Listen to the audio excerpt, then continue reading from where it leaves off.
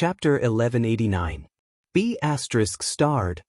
Mu Sheng bellowed with all his strength.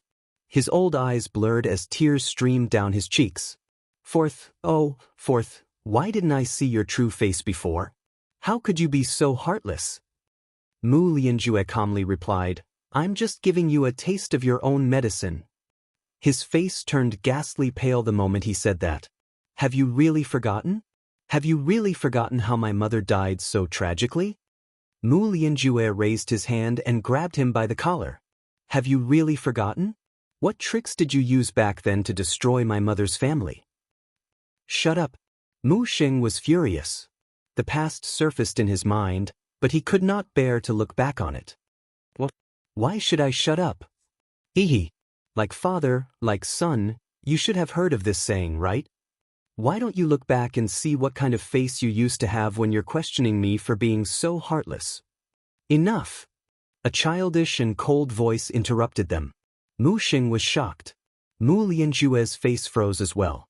Yu raised his head and expressionlessly said, I'm not in the mood to listen to you guys talk about such useless things. After a pause, he slowly stood up and fixed his cold gaze on Mu Lianjue. What exactly do you want for you to let them go? Don't beat around the bush, state your conditions. Mu Lianjue snorted. You have no right to interrupt when the adults are talking. Ichen, get out, ordered Mu Sheng. Yu cast him a sidelong glance and ignored him. Mu Sheng was enraged. What? Are you not going to listen to your great-grandfather's words?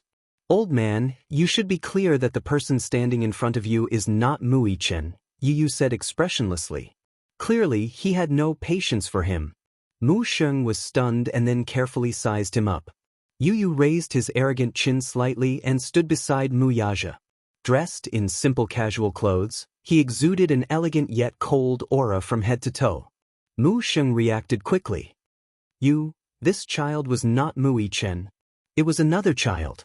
Yun Tianyu. Mu Yaja put his arm around the boy's shoulders and suddenly said to Mu Lianjue coldly, Let's negotiate. Mu Lianjue raised his head to look at him. You've held them hostage to threaten me. If that's the case, why don't you show your hand? You don't have to hide your ambitions. I don't have the patience to play games with you. Mu Lianjue's lips curled coldly. I want the Mu Group's shares in your hands. He went straight to the point. Just as Mu Yaja had expected, the man was indeed eyeing the Mu Group shares in his hands. Hence, he did not show much surprise on his face. Hearing this, however, he was shocked by Mu Lianjue's ambition. Impudent. B** RD, what are you doing? It's none of your business. Shut up. Mu Lianjue snorted angrily. Mu Sheng was at a loss for words. His shoulders trembled uncontrollably as he was filled with anger. Yu frowned and could not help looking at Mu Yaja. He heard him say without hesitation, Okay. Chapter 1190. Such a frank answer surprised the old man and made him even more suspicious. Okay. He actually agreed so calmly without any hesitation. Was this woman that important to him? Or was there a trap in this? The cunning man could not help raising his guard. Cocking a brow, he clearly did not believe that Mu Yaja would hand over such an important thing to him so easily. I'm warning you, don't you dare play any tricks with me. Do you think I'm as cunning as fourth uncle? Mu Yaja sneered and mocked him mercilessly. Mu Lianjue laughed in anger. I'm warning you, if you dare to play any tricks, you can just wait to collect your corpse in the next second. He was not afraid. In this operation, he was already prepared to perish together with the enemy. Now that he had 2 lives in his hands, the pitiful mother and son would instantly turn into 2 cold corpses with a single order from him. Mu Yaja coldly retorted, They're already in your hands. What tricks can I play with you? It's good that you know that.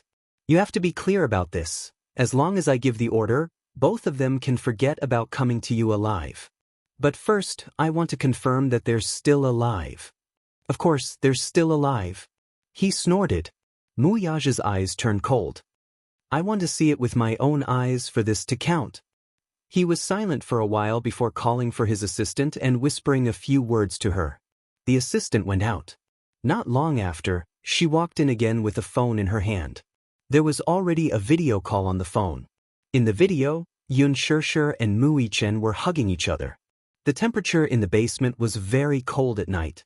Hence, Xianxia and Mu Yichen hugged each other even tighter. Both of them were injured to varying degrees. Mu Yaja glanced at the video and saw a man with a scar on his face walking over and reaching out to pat Xianxia's face. Xianxia woke up with a start. The camera panned in. Xianxia's forced calmness and calmness stung Yu's heart. It also stung Mu Yaja's eyes.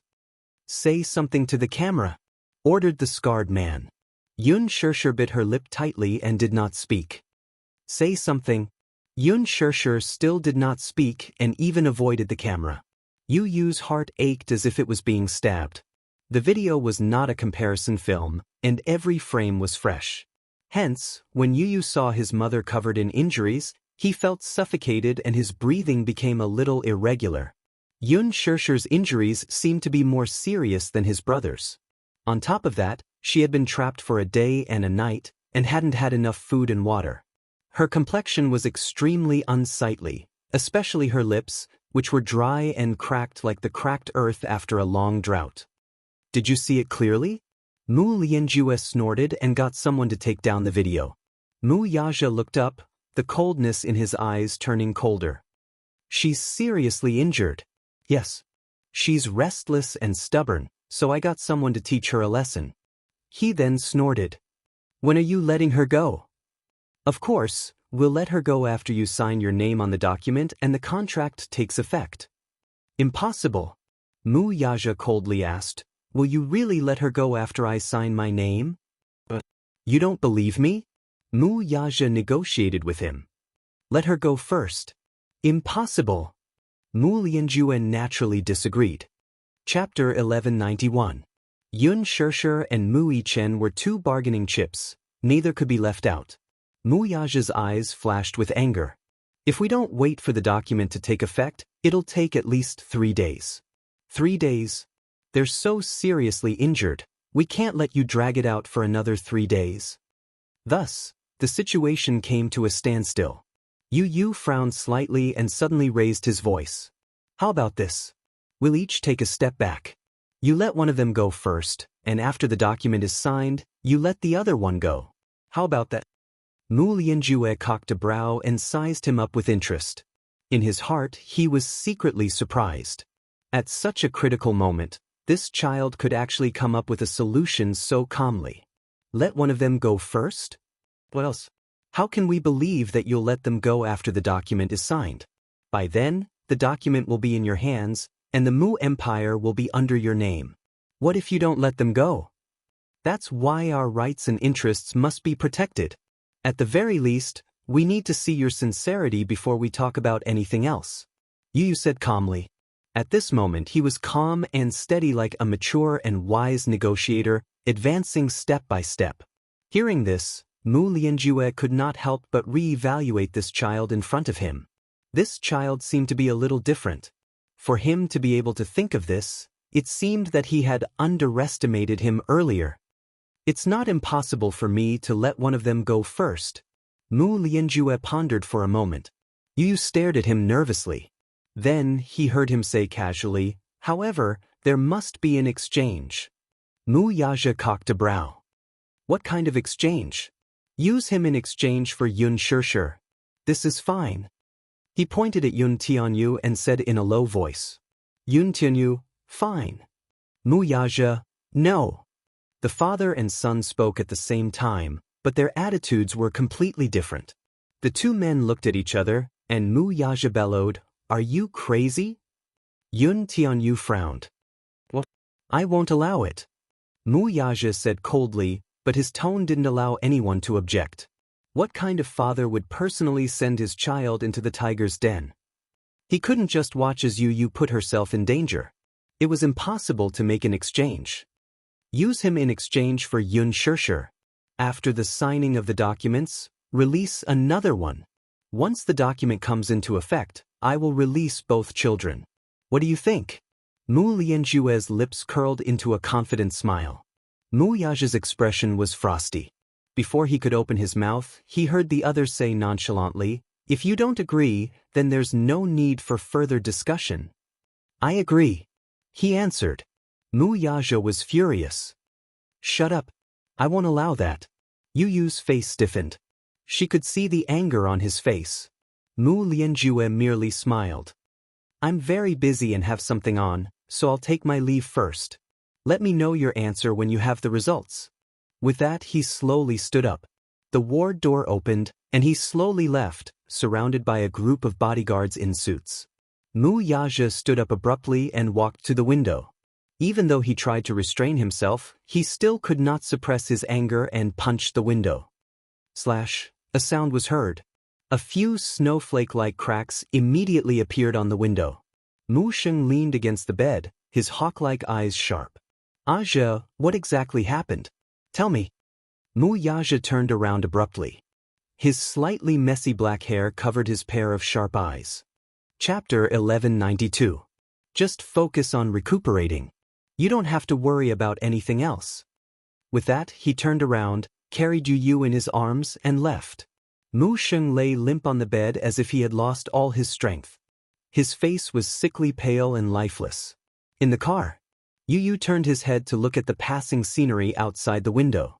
Suddenly, his childish voice said in a low voice, "Daddy, if you want to talk about the hostage exchange, then shut up.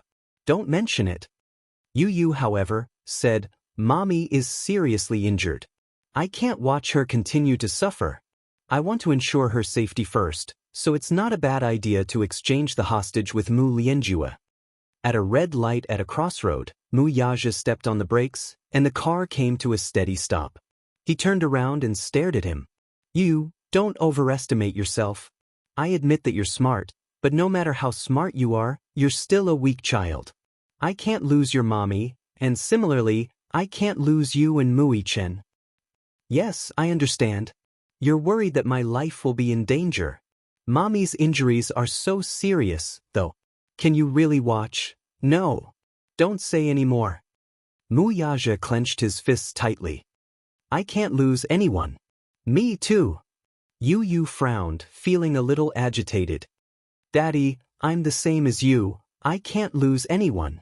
You, Mommy, Xiaoichen, and I can't lose anyone." After a pause, he suddenly closed his eyes and gently placed his small hand on Mu Yaja's. It was as if he was silently giving him strength. "Daddy, trust me, I know what I'm doing." Mu Yaja turned his gaze to him, but it was unfathomable. "How can I trust you? Trust that you won't be in danger?" The heartache in his eyes was so real and hot. Looking at him, Yun Tianyo's heart was deeply warmed by his gaze. He understood that his daddy was worried about him and felt sorry for him. But now, apart from this, we are all helpless in the current situation, aren't we? However, this is not a reason for you to take the risk. Yun Tianyo smiled all of a sudden, his lips curling into a slight arc. "Daddy, please believe me this once. I promise you that not only will I not be in danger, but I will also bring Xiao Yichen back safe and sound. Our family will be reunited, okay?" As he spoke, he leaned over slightly and whispered a few words into his ear, telling him his original plan in full. When Mu Yaja heard this, his face changed, and his brows furrowed in suspicion. "Daddy, trust me. I won't let you down," Yu said seriously. Mu Yaja held his breath for a moment and then closed his eyes deeply. Then, he suddenly opened them and said in a deep voice, "Okay. However, you must ensure your own safety." "It's a deal." Dawn. Footsteps could be heard in the dark and damp basement. Yun Xianxia opened her eyes in a daze. In her blurry vision, she saw a few well-trained soldiers standing in front of the cell. They were armed to the teeth with guns in their hands. "What are you doing?" Yun Xianxia was frightened, but she pretended to be calm on the outside. She could not help hugging Mu Yichen tighter. Under her tight embrace, Mu Yichen inevitably felt some shortness of breath and woke up. When he opened his eyes and saw the scene before him, he could not help but be secretly alarmed and alert. Chapter 1193. Yun Xianxia, come with us. One of the men said as he opened the door to the cell. The moment the door opened, everyone raised the guns in their hands and aimed them at Muichin. They loaded their guns and prepared for battle. Xianxia was shocked. She leaned forward to block Muichin and said fearfully, "What are you going to do to him? As long as you obey our orders obediently, we won't do anything to him. What do you want me to do?" The man's cold and mechanical voice sounded again. "Come with us. Stop talking nonsense and obey us obediently." Xianxia's body trembled slightly. Then she stood up slowly and looked at them warily. "Hurry up, move faster. Don't waste time." The man shouted angrily again. Xianxia took a deep breath and suppressed the uneasiness and nervousness in her heart. She walked towards them. Muichin stood up abruptly, hugged her, and scanned the room coldly. "What are you doing? What are you trying to do by asking Mommy to go with you?" The man said angrily, "Stop talking nonsense. This has nothing to do with you. Move aside and don't get in our way." Muichin hugged Xianxia nervously. "Mommy, don't go with them. No matter what, I want to be with you and protect you. Don't worry. Your mommy will be fine. Don't worry." Muichin did not believe them. He hugged Xianxia even harder.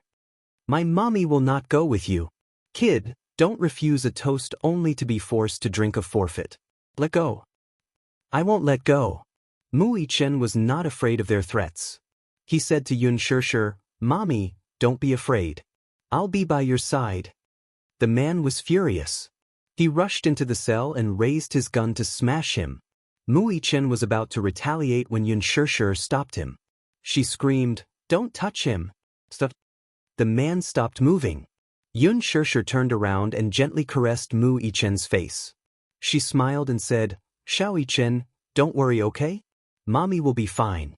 You stay here and wait for Mommy to come back, okay?" "Mommy, I'm scared, don't leave me. They won't do anything to me. If they want my life, they have plenty of chances. So, Mommy will come back in one piece. Be good and wait for Mommy here, okay?" Muichin was stunned for a moment before he nodded blankly. The cell door was locked again. Muichin watched as Xianxia was taken away, and worry appeared on his face. When she left the underground warehouse, she was blindfolded and her mouth was sealed. She could not make a sound. His hands were cuffed and he couldn't move. "Go!" The person behind her pushed her, and she stumbled forward a few steps before she was carried into the car. She didn't know how long they had been driving. She counted in her heart for a long time. After about half an hour, the car stopped. Then, there was a long period of silence. There was no movement in the car, and it made her heart palpitate. Her breathing gradually quickened. The car door suddenly opened. "Get out!" She immediately became nervous. "What are you doing? What are you doing?" The man scolded, "Shut up and stop talking nonsense. Get out of the car." Xianxia was pushed out of the car. The man behind her continued to push her from time to time.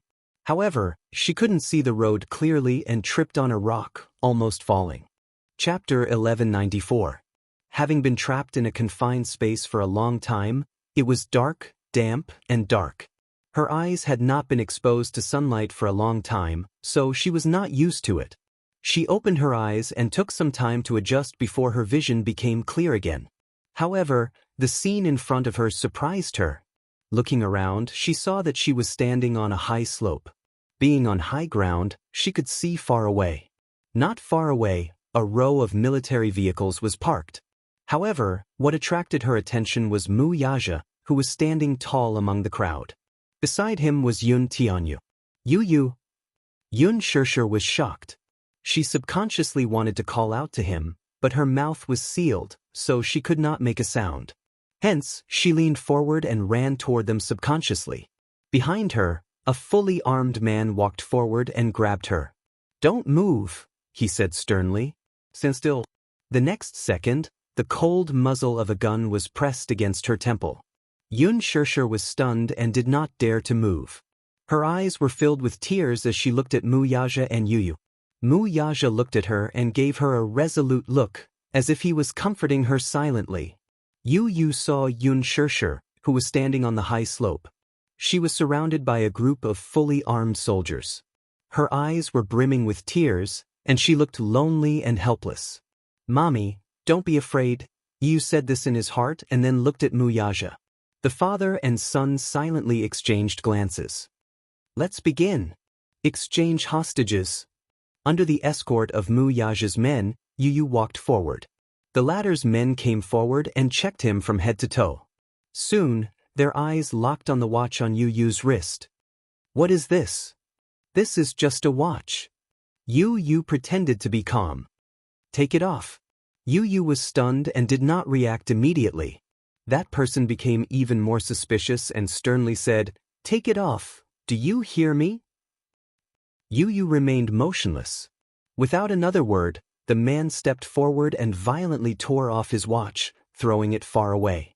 "Uncle, I'm still a child, please be gentle." "You're scaring me," Yu said weakly. Behind him, Wuxia was startled. "He's just a child. What do you mean by making things difficult for him?" Wuxia's voice was extremely cold. His gaze was dangerous, but it was a silent deterrent. With him around, the man's movements became gentler. Then, a group of people surrounded him and checked him from head to toe. Then, they took away all his mobile phones, communication devices, and even a button. He sneered inwardly. This group of people was quite professional. Not even a single button was spared. He had indeed installed a GPS chip in the button, but this group of people did not leave a single button untouched. "Uncle, will you only be satisfied after taking off all my clothes?" Yu asked softly and blinked innocently. That person snorted and ignored him. He then took out a pair of handcuffs and handcuffed his hands. Following that, he covered his eyes and pushed him. Yun Tianyu obediently followed them. At the same time, Yun Shishir was pushed over by the people on the other side. The two groups of people approached each other. Chapter 1195. Yun Tianyu obediently followed them. At the same time, Yun Shishir was being pushed over by those people. The two groups of people approached each other. Yun Shishir was startled to see Yun Tianyu being held hostage as they walked over. She was a little surprised, and a trace of panic flashed across her eyes. She stared unblinkingly at Yun Tianyu. Seeing that he was being pushed in their direction, she became increasingly nervous. What were they trying to do? Why were those people handcuffing Yu and blindfolding him? Yun Shishir had an ominous feeling in her heart. She widened her eyes and struggled to run toward him, but she was stopped and pulled back to her original position. What were they doing? She wanted to cry out in alarm, but in the end, she could only utter a few scattered words when the words reached her mouth. "Woo, woo." Yun Shishir tried her best to speak, but her mouth was sealed, so she could not utter a complete and coherent sentence. The man beside her pushed her shoulder and bellowed, "Stay still and don't move. Walk forward." "Woo woo." Yun Shishir refused to comply. She did not know what they were trying to do. Why were they handcuffing Yu? Why were they blindfolding him? Could it be, were they exchanging hostages? This thought flashed across Yun Shishir's mind. She suddenly stopped in her tracks and refused to move. However, the people behind her pushed her hard, and she stubbornly refused to move. She could not exchange hostages. Absolutely not. She could not let Yu be exchanged with her. Yu was still so young and weak. How could he withstand such hellish torture? Who was the one who requested this? Was it Wuxia? As she thought of this, she turned to look at Wuxia abruptly. Her eyes flashed with anger, followed by disbelief. Why did he do this? Why did he push Yu into this abyss of suffering? What was he thinking? Walk forward and don't stop. Go. The person behind her continued to push her. However, Yun Shishir clenched her teeth tightly. Tears gushed out in an instant. She refused to move forward. No matter how hard they pushed her, she refused to obey. Yu turned his head in the direction of the sound.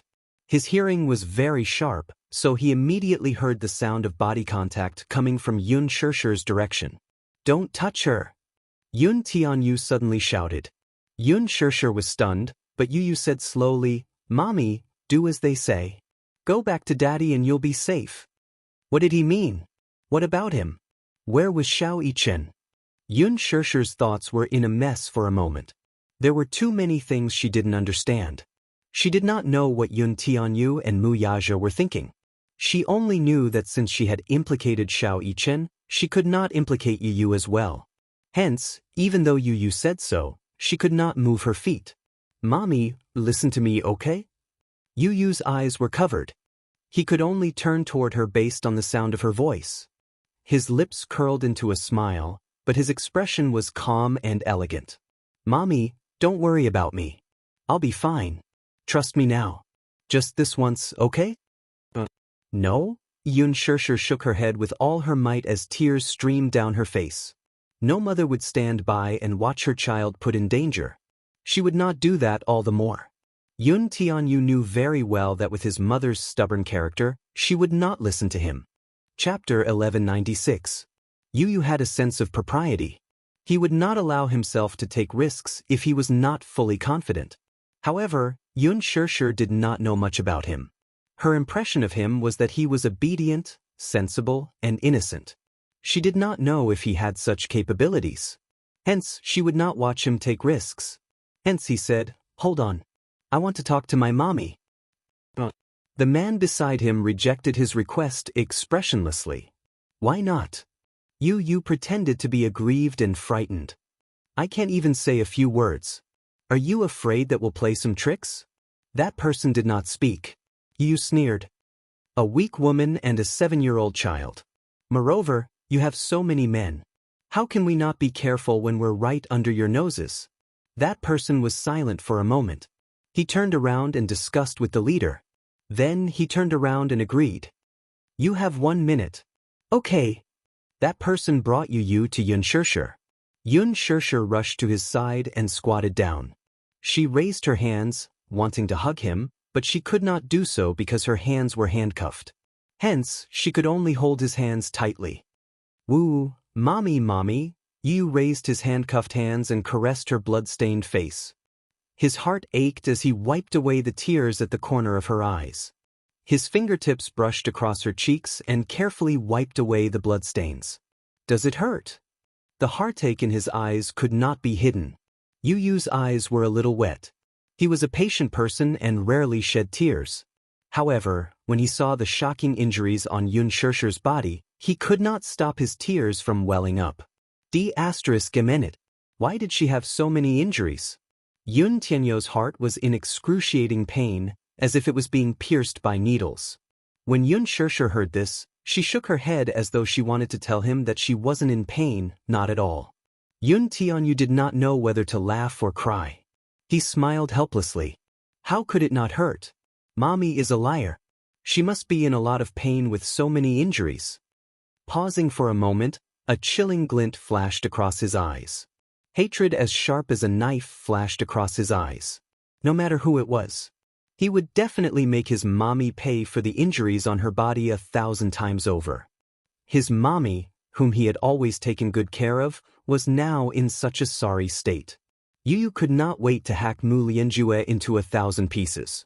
Even death by 1,000 cuts would not be enough to appease his hatred. Yu Yu held her face with her small hands and gently kissed away the tears at the corner of her eyes. Then she affectionately kissed her forehead. A charming and elegant smile suddenly appeared on her face. "Mommy, trust me, wait for me. I'll bring Xiao Yichen home safely. Recuperate well and wait for us to come back." Yun Shishir suddenly panicked. She desperately shook her head and held Yu Yu's hand tightly, refusing to let go no matter what. She wished that time would stop at this moment. Don't separate from him. Time's up."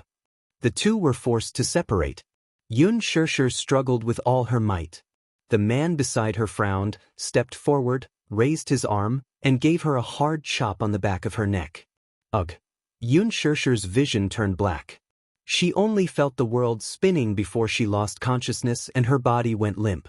Chapter 1197. Just as Mu Yaja reached out, Yun Shishir fell limply into his arms. Her body was as light as a feather. She was frighteningly thin. Moreover, she was covered in blood and bruises. The hideous bloodstains stung his eyes at once. He pulled her into his arms and hugged her tightly. In his heart, He felt as if he had regained what he had lost. He almost thought that he was going to lose her. Now that she was in his arms, her petite body was not enough to occupy his entire heart, yet it felt so real. Mu Yaja hugged her tightly with heartache. When he looked up, he saw that Yun Tianyu had already been pushed into the car. The car door was closed and he seemed to be cut off from the world. His brows furrowed slightly as he ordered, "Let's go back." "Yes, boss." Min Yu opened the car door, and Mu Yaja carried Yun Shirshir into the car. The car sped off. The two cars drove in opposite directions and gradually drifted away. In an underground warehouse, the shutter door slowly opened. Mu Yichen stood up abruptly and looked nervously at the door. However, Yun Shirshir was not there. Instead, there was a figure that surprised him. "Yu? Go in." That person pushed him hard. Yun Tianyu staggered into the warehouse. The moment he stepped in, he could feel the cold and gloomy air in the warehouse. The door closed and the blindfold was removed from his eyes. The musty smell and the faint smell of blood assaulted his nostrils. He could not help frowning in disgust. After adjusting to the dim environment, he looked around and his gaze landed on Mu Yichen in the cell. "Brother." Just as he called out softly, the man behind him kicked him in the back. Yu was caught off guard and lost his balance, causing him to fall to the ground. Mu Yichen bellowed angrily, "What are you doing? Don't touch him." B****, shut up. That person shouted and coldly glanced at Yu. He said indifferently, "Stand up. Don't be so rough with a child. Are you a man?" Yu snorted and stood up. That person raised his eyebrows. Although this child was young, he actually had a way with words, just like a little adult.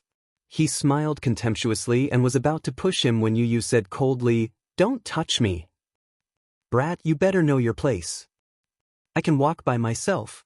Yu glared at him coldly and interrupted him. Then, she locked herself up without any resistance. She was surprisingly obedient. Mu Yichen grabbed onto the bars and saw Yu step into the cell. Mu Yichen anxiously walked towards him, but his legs were chained up. No matter how hard he tried, he couldn't get close to him. Yu shushed him and gave him a look. With a tacit understanding between brothers, Mu Yichen understood the meaning in his eyes and obediently kept his mouth shut. Soon, Yuyu's legs and hands were shackled. He and Mu Yichen were separated from each other.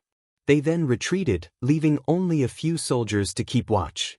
In Mu Lianjue's eyes, 2 7-year-old children were much easier to control than an adult. Children were innocent and timid.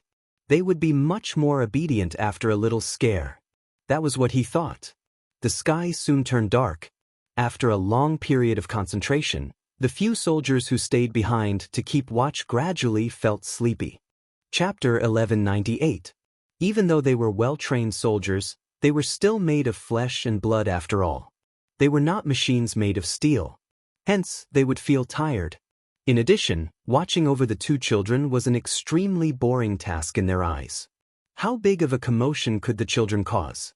Hence, they let down their guard a little and walked to the door in 2s and 3s. Each of them had a cigarette and started chatting. Yu and Mu Yichen looked at each other. Mu Yichen had rested his eyes last night and his condition had improved. During the day, the scar-faced man had fed him a bowl of porridge. Hence, he had regained some of his strength. He had been training in the special training camp since he was young. Hence, his physical strength was amazing. Especially his recovery speed, it was jaw-dropping. Although he was seriously injured, most of them were external injuries. There were no injuries to his tendons or bones. At most, it was just some physical pain. He did not care about it at all. Yu sized him up. Seeing that he was injured all over, he frowned with pity. "Brother, does it hurt?" Mu Yichen was stunned. This was not the first time Yu had called him brother. However, this time, it was different from before. There was a rare tenderness and pity in Yu's eyes. He did not even try to hide the heartache in his eyes. Mu Yichen felt a warmth in his heart. His thin lips curled up, but he did not mind. "It doesn't hurt. It's just a small injury." Yu's gaze changed, but he doubted his words. "Small injury? I've suffered more serious injuries in the past." Don't worry about me. Mu Yichen comforted him gently. Yu Yu felt a stab in his heart. He didn't know if he was putting on an act to comfort him and not make him worry, or if these injuries were really just minor injuries to him. However, these injuries were not on his body. He could not sympathize with them. He just could not bear to see him in tattered clothes. He felt an inexplicable sense of guilt in his heart, because between him and his mommy, he chose to protect his mommy first. Yu Yu had a complicated expression on her face as she thought of this. Mu Yichen saw the strange look in his eyes, as if he was blaming himself. Worried, he asked, "What's wrong?" "Nothing." "What's going on?" Mu Yichen lowered his voice and asked, "Where's mommy?" Daddy offered to release one person, but Mu Lianjue refused, so the two sides exchanged hostages. "Mommy is safe now." As soon as Yu Yu finished speaking, Mu Yichen finally felt relieved. He let out a long sigh of relief. "That's great." Yu Yu was shocked. "You don't blame me? Why should I blame you?" Mu Yichen looked at him in confusion. Yu Yu hesitated for a moment and said guiltily, "Because I could have exchanged hostages with you and had the chance to protect you, but I chose to exchange hostages with mommy to protect her first. What you did was right." Mu Yichen interrupted him in a low voice. Yu Yu's eyes widened in surprise at his firm tone. "Mommy's injuries are more serious than mine. So, you didn't make the wrong choice. If it were me, I would have done the same." At this moment, the two brothers were of the same mind. Yu Yu was stunned for a moment before he smiled cheerfully. How could he forget that Mu Yichen, this older brother of his, had always been a very responsible person. In his heart, protecting his mommy was probably his #1 priority. Chapter 1199. Hearing this, Mu Yichen's heart warmed. It was as if countless streams of warmth had gushed into his body, causing his originally cold body to warm up. He tilted his head, seemingly trying to scare him. "Aren't you afraid?" Yu Yu turned around. His eyes were calm and steady as he said slowly, "You're kidding." His words, however, revealed the leisurely and elegant posture of a king, calm and unhurried. For some reason, even though he had such a young and tender face, his every frown and smile gave off a feeling that he was surrounded by mountains and surrounded by stars. "What should we do now?" Yu Yu lowered his gaze silently. He leaned back slowly and said casually, "Wait." In the hospital, Xianxia woke up with a start from a nightmare and sat up abruptly on the hospital bed, only to see a snow-white world. The unique smell of disinfectant in the hospital was pungent. The windows were slightly open, and the curtains were fluttering. The night breeze blew in through the window, and she shivered unconsciously. She felt a chill and shivered slightly. Before she could move, a coat was draped over her shoulders. Above her head, she heard Mu Yaja's voice. She turned her head abruptly, only to see Mu Yaja sitting on the edge of the bed. His gentle gaze fell on her as he adjusted her clothes with heartache. "Be careful not to catch a cold." As soon as he said that, Xianxia grabbed his slender fingers tightly. Her bloodshot eyes stared at him fiercely. "Where's Yu Yu? Where is he?" Mu Yaja looked at her calmly but did not answer. Xianxia gripped his hand even harder. Her grip was so strong that it almost hurt him. "Answer me. Tell me. Where's Yu Yu? Where is he?" Mu Yaja held her shoulders and helped her lie down. "You're seriously injured. Don't talk too much. Lie down and rest." Xianxia abruptly flung his hand away, and a trace of icy coldness appeared on her face. "Why do you always avoid answering my questions? Let me ask you, where is Yu Yu?" She asked word by word. Every word was practically squeezed out from the roots of her teeth. Her pair of eyes became even more unreasonably red. Mu Yaja frowned but remained silent. "Why aren't you talking?" Xianxia paused for a moment. Her throat moved, and her voice was hoarse and trembling. "Don't tell me you really let him exchange with me and become a hostage?" Mu Yaja replied indifferently. Why are you doing this?" Xianxia screamed. "Mu Yaja, how can you be so cruel?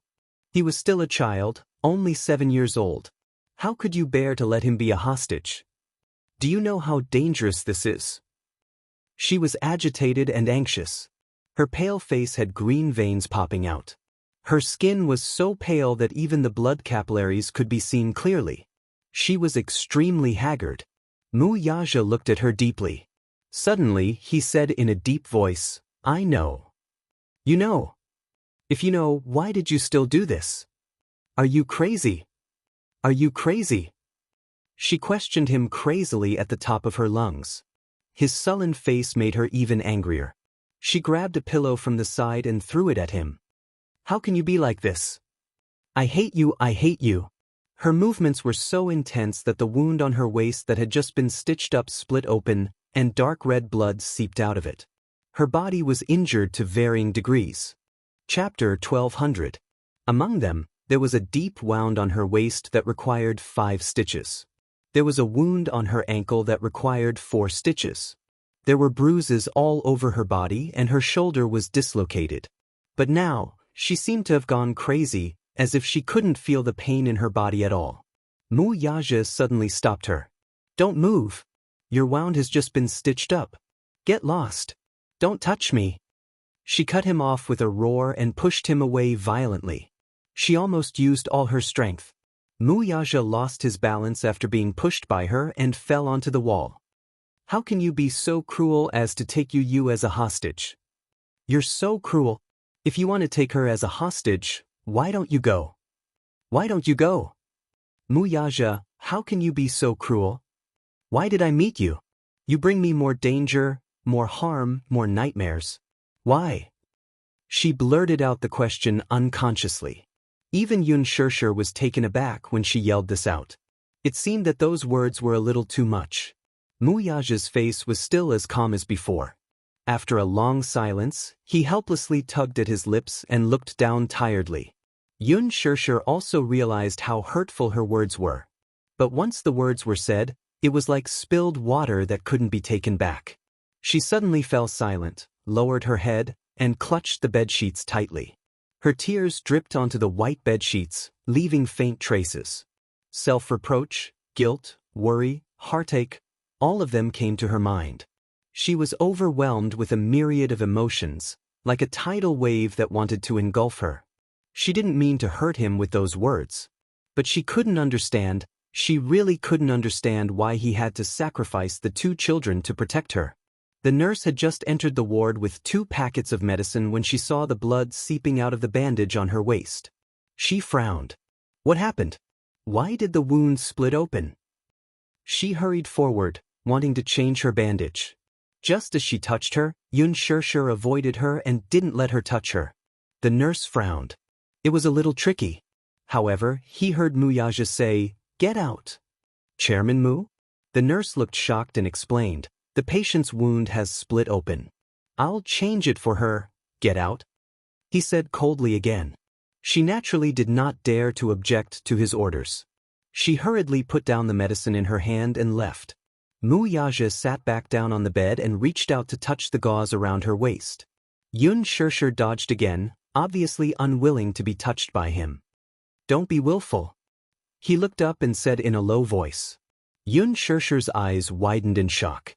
Just as she was about to speak, she heard him say in a deep voice, "If possible, even if I have to exchange my life for it, I will never let him take the risk." As soon as he finished speaking, Xianxia's eyes trembled, and her heart instantly collapsed. Mu Yaja looked up, his lips stiff and cold. He didn't agree to it at first. However, Yu stubbornly asked him to believe him. Fine, then he would believe him. He believed that his son could confidently promise him that he would bring Xiao Yichen back to his side safely. Then he would believe him. However, Xianxia didn't know about his plan.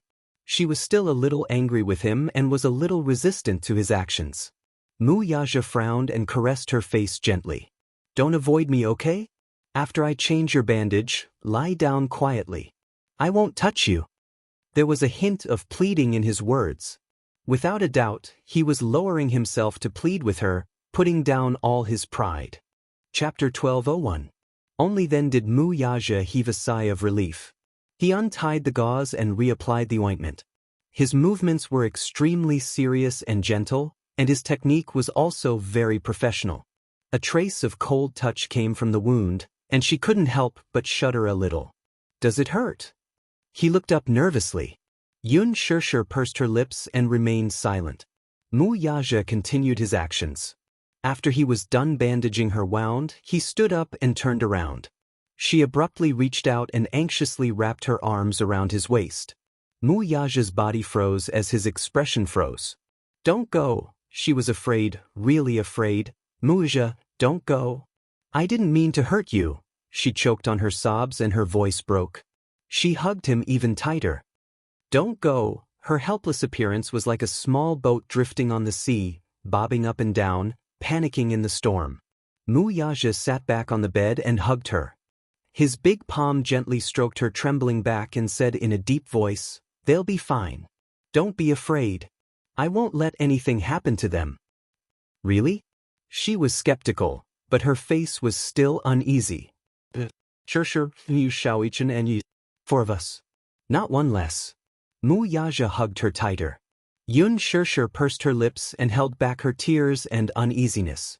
She hugged his waist and buried her face in his chest, but she could no longer suppress the fear in her heart. Her hot tears burned his skin in an instant. Mu Yaja's heart felt like it was being stabbed by a knife. He lowered his head and kissed her forehead heavily. Don't be afraid. Suddenly, footsteps came from the door. Yun Shishir was startled. She looked up and saw Mu Sheng walking in with the help of a nurse. The old man suddenly aged a lot overnight. His white hair grew and the wrinkles on his face deepened. He walked into the ward, stopped by the bed and looked at her. Previously, when he found out that he had always regarded the thief as his daughter, and that Mu Wanru was not Mu Qingqing's real flesh and blood, Yun Shishir, whom he had always hated, was actually Mu Qingqing's real daughter. Mu Sheng was stunned for a long time when he learned the truth. He still could not accept it. In that case, Yun Shishir, whom he had always regarded as an invader and an unclean woman, was the child he had been searching for more than 10 years. And Mu Wanru was just an impostor who stole her identity? This fact was too much of a blow for him to accept. That day, when they were strolling in Xiangdi, he was so angry that he didn't even have time to see Yun Shishir's face clearly. In his anger, he actually attacked her? When he thought of this, anger, doubt, regret, self-blame, pain, all of these emotions welled up in his heart. I wonder what it feels like. As soon as Yun Shishir saw him, she couldn't calm down. Her face darkened as she asked coldly, "What are you doing here?" Mu Sheng choked for a moment. He was silent for a while. His face was no longer as fierce as before, and there was a hint of fragility in his aged voice. "I'm here to see you." His tone was careful. He looked at her. There was no need to hide the remorse and self-blame in his eyes. Mu Sheng sized up Yun Shishir's delicate features. The more he looked, the more he could see Mu Qingqing's shadow on her face. But they were really alike. Chapter 1202. At this moment, he was even more convinced that Yun Shishir was Mu Qingqing's real flesh and blood. As for him, for more than a decade, he had actually acknowledged the thief as his daughter. The person whom he had cherished so dearly was actually an impostor. At this thought, he felt extremely guilty and remorseful. More than that, he flew into a rage out of humiliation. He had almost ruined her. Ruined Mu Qingqing's daughter?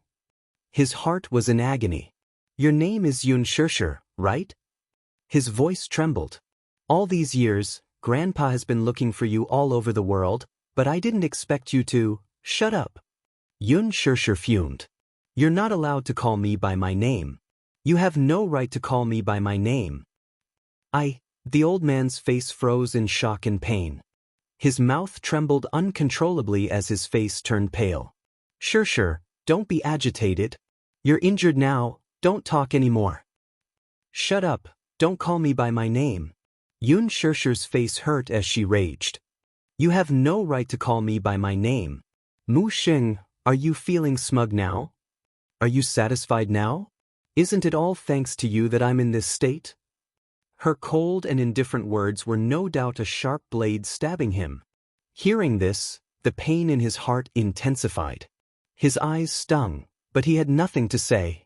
Yes, if he had not been muddle-headed back then, he would not have caused her to suffer so much.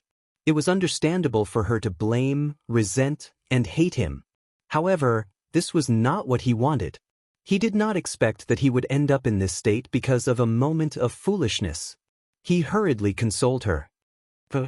Grandpa won't call you by your name. Let's talk about this after you've recovered, okay? Xianxia's face turned cold as she squeezed out a few words through gritted teeth. You're not my grandpa. The old man was stunned as if he had been struck by lightning. Xianxia added, Mu Sheng, do you know? When my mother talks about you, she only says that you're a cruel executioner who destroyed her life. You're not my grandpa, and I won't acknowledge you. Give up. Mu Sheng's blow was even more severe. He staggered a few steps backward, his heart aching terribly. He trembled as he clutched his chest, his eyes revealing the pain of being hurt. Sure. Listen to Grandpa's explanation, okay? Grandpa was wrong. Grandpa was really wrong. From now on, Grandpa will make it up to you and make up for the sins that Grandpa committed. Don't be angry with Grandpa, and don't say such cruel words, okay? The old master was an old man. When he was young, he was resolute and decisive. He was an iron-blooded man who stood at a high position. But now, he was humbly lowering himself to beg for her forgiveness. After knowing the truth, he was tormented by self-blame and guilt. Xianxia's heartless words were undoubtedly rubbing salt on his wound, making it even harder for him to bear. Xianxia sneered, What? Don't you think it's too late to realize your mistake now? If it weren't for you, my mother wouldn't have left me. My brother won't leave me either. You're the one who harmed me and ruined my family. You're a murderer, a cruel executioner. Get lost, I don't want to see you. Get lost. She chased him away. Mu Sheng's body froze on the spot, unwilling to leave. He had yet to take a good look at her. She was injured. He heard that she was covered in blood when she was brought back. Chapter 1203. His heart ached when he heard that, and he wanted to see how badly she was hurt. Now, she was like a hedgehog with all her quills standing up, refusing to let him get close to her. His lips trembled as he choked on his sobs. Xianxia's words were heartless and cold. She did not give him any face or a way out of this embarrassing situation. Still, he stubbornly refused to leave. He looked at her with bloodshot eyes. She said, You're not my grandpa, and I won't acknowledge you. Give up. She continued, You're the one who ruined my family. You're a murderer, a cruel executioner. Get lost, I don't want to see you. She kept saying that she did not want to see him and wanted to chase him away. Even though his face was being trampled on, he thickened his old face and refused to leave. He wanted to take advantage of his limited time to see her more. When he heard that she was seriously injured, he was so worried that he did not care that he could not stand for long periods of time. He rushed to her ward to take a good look at her. However, before he could say anything, she said that she did not want to see him. His heart ached as if it was being stabbed by a knife. However, in this situation, he could not blame her or anyone else. He was the one who was muddle-headed and did something stupid. He was too self-righteous, and in the end, he overreached himself and made things so out of hand. It was reasonable that she did not want to see him. Sure, Grandpa. When he sensed Xianxia's piercing gaze on him, he immediately changed his words to prevent her from losing control of her emotions. I really didn't expect things to turn out like this. If I'd known, I really wouldn't have made such a mistake. I'm old and muddle-headed. I've let you and your mother down. I'm not asking you to forgive me, but don't chase me away. Let me see you more, okay? Let me take a few more looks at you. As he spoke, his emotions were on the verge of breaking down. His voice was so hoarse that it sounded as if it was mixed with gravel. He choked on his sobs. I'm afraid. I don't have much time left. My body is getting weaker and weaker. Every day I live is a day less. I can't take it lying down if I don't take a good look at you. You can scold me, you can do whatever you want, but don't chase me away. I'll stand far away and not make any noise. I'll just watch you like this. That's fine too. After a series of sincere pleas, this superior who had been able to call the wind and summon the rain all his life put down all his arrogance in front of her. His dim eyes looked at her emotionally, as if countless tears would burst out from his eyes in the next second. Xianxia, however, remained expressionless from the beginning to the end. She didn't look at him, as if she didn't hear his pleas. She was not in the mood to listen to anything he had to say. Her heart was filled with the safety of the two little fellows. How could she care about anything else? Scram. I don't want to see you. I don't want to see you for the rest of my life. Xianxia's voice was cold again, but she didn't leave any room for negotiation as she ordered him to leave. Mu Sheng's heart skipped a beat when he heard this. He opened his mouth, wanting to say something, but when he caught a glimpse of her cold expression, he stopped abruptly. Afraid of angering her, he let out a long sigh helplessly. He was on the verge of tears. Really, he felt a little helpless. He didn't know how to make up for the mistakes he had made, and he didn't know how to bridge the gap between them. He was old and muddle-headed. Chapter 1204. At this moment, the person standing in front of him was no longer the domineering Mu family's head, Mu Sheng. He was just a pitiful old man. He was not heartless enough to make things difficult for a pitiful old man. Hence, he said, Grandpa returned to the ward first. Xianxia is in a bad mood. Let's put this matter aside for now. But, Aj, you keep her company. Mu Sheng lamented in his heart. He looked at her longingly before he left with the help of others. After leaving the ward, he stood outside the door. Tears of regret overflowed from his eyes. He raised his old hand and slowly wiped them away. Master Mu, let's return to the ward, okay? The nurse, who was watching from the side, patiently persuaded him. Mu Sheng's body trembled uncontrollably. When love became a sin, it was no longer a form of sustenance but a burden. It was a dead end, and there was no way to salvage it. Even if it was an unintentional mistake, sometimes, no mistake could be forgiven. The dispute of 3 generations, could it be that in his lifetime he would not be able to draw an end to it? Yes, it was his fault and he was willing to bear it. But he had to give him a chance. In the ward, Xianxia clutched the blanket tightly. No matter how hard she tried to restrain herself, one could vaguely see from her trembling fingertips that she could not calm down. Looking at Mu Sheng, she was reminded of those nightmarish memories. Scenes flashed before her eyes like a merry-go-round. Every frame of the video was shocking to the eye. She hated how strong her memory was. Those frightening scenes had not dissipated even after more than a decade. They remained in the deepest part of her memory, as if deeply engraved by a soldering iron, and could not be erased. That year, when she was 9, she tasted despair for the first time. She could have had an ordinary life, with a mother who loved her and a cute little brother. She also thought that the days would pass by peacefully and peacefully. However, she really did not know which came first, tomorrow or the accident. What came earlier than tomorrow was an accident. Clearly, this accident should not have happened. If not for that accident, she should be very happy now, right? She knew that she shouldn't be so stubborn on this issue. But even after being stuck in a dead end for more than 10 years, he still couldn't figure out this problem. Wuxia sat on the edge of the bed and watched her trembling body from uneasiness and fear. His heart ached as he held her in his arms. Xianxia hugged him back. She had placed almost all of her dependence on him. It hurts, Xianxia said in a low voice. Her throat was hoarse and choked with sobs. Wuxia tensed up and asked with a frown, "Where does it hurt?" He thought that one of her wounds was hurting again. However, he did not expect that she would lead his hand to her heart. This place, Wuxia was stunned. I feel a little suffocated. Given time, the injuries on his body would heal. However, there were some things from the past that clearly did not leave any wounds, but it was like a thorn in his heart. Every time he breathed, he would feel a faint pain. She could not forgive him. It wasn't that she was cold-hearted. Chapter 1205. She hated him. Every low point in her life had something to do with him. Therefore, she could not force herself to forgive a sinner. Gong Jie had a physically and mentally exhausting dream. In his dream, he could vaguely see the scenery outside the window flashing by. It was so fast that he wondered if he was sitting in a car or on a rocket. It was so fast that his heart was in a mess.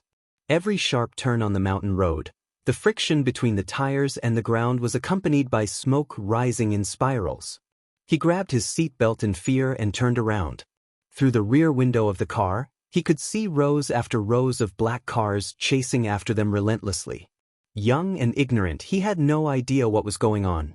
He only knew that the car was going very fast, so fast that his heart felt like it was going to jump out of his chest. "Mommy, I'm scared," he shouted nervously.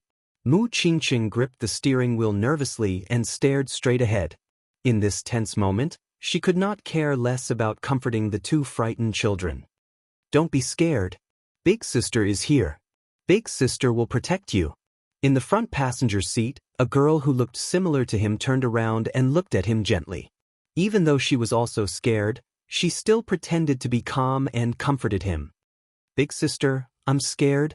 Are we going to die? Don't say such things. We'll be fine. Don't be scared."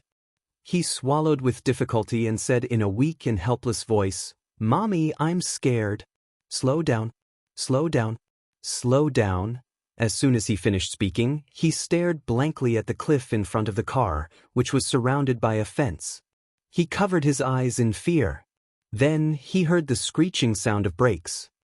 "The brakes are not working?" Accompanied by an ear-piercing scream, the car broke through the fence and rushed out of the cliff. The car lost control and flipped down the mountain.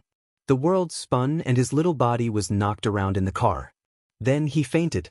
When he opened his eyes, he saw his sister dragging his body and trying to pull him out of the car. He wanted to struggle, but to his horror he found that his arm was twisted at a strange angle, as if a bone was broken. He was so scared that his face turned pale, and a few intermittent sobs came out of his throat. At that time, he actually didn't feel any pain, and he only felt that his senses were muddled and his consciousness was in chaos. In her blurred vision, she could only see her sister's strenuous expression. Then he saw a strange movement from the corner of his eye. He saw Mu Qingqing in the driver's seat, her face covered in blood. "Mommy," just as he reached out his hand. In the next second, there was a boom. The car burst into flames, and a heat wave swept over them like an avalanche. The flames soared to the sky. The whole car was ablaze. The huge fire instantly engulfed Mu Qingqing's figure. His eyes were bloodshot as he stared at the scene in front of him in disbelief. "Mommy," in the hotel, Gong Jie suddenly woke up from his dream and sat up. His handsome face was pale with lingering fear. The moment he opened his eyes, he realized that it was a dream. It was that nightmare again. It had been repeated countless times over the past decade. Every time, the scene of his mother being devoured by the scourge from more than 10 years ago repeated itself. "Young Master Gong, did you have another nightmare?" Chapter 1206. The girl was dressed in a tight-fitting camouflage uniform with a bulletproof vest draped over it. Nevertheless, her curvaceous figure was still on full display. The trident on the belt at the back of her waist shone with a subtle luster, while the desert eagle, which gave off a cold gleam, was quietly buckled on the far left, ready to be used at any time.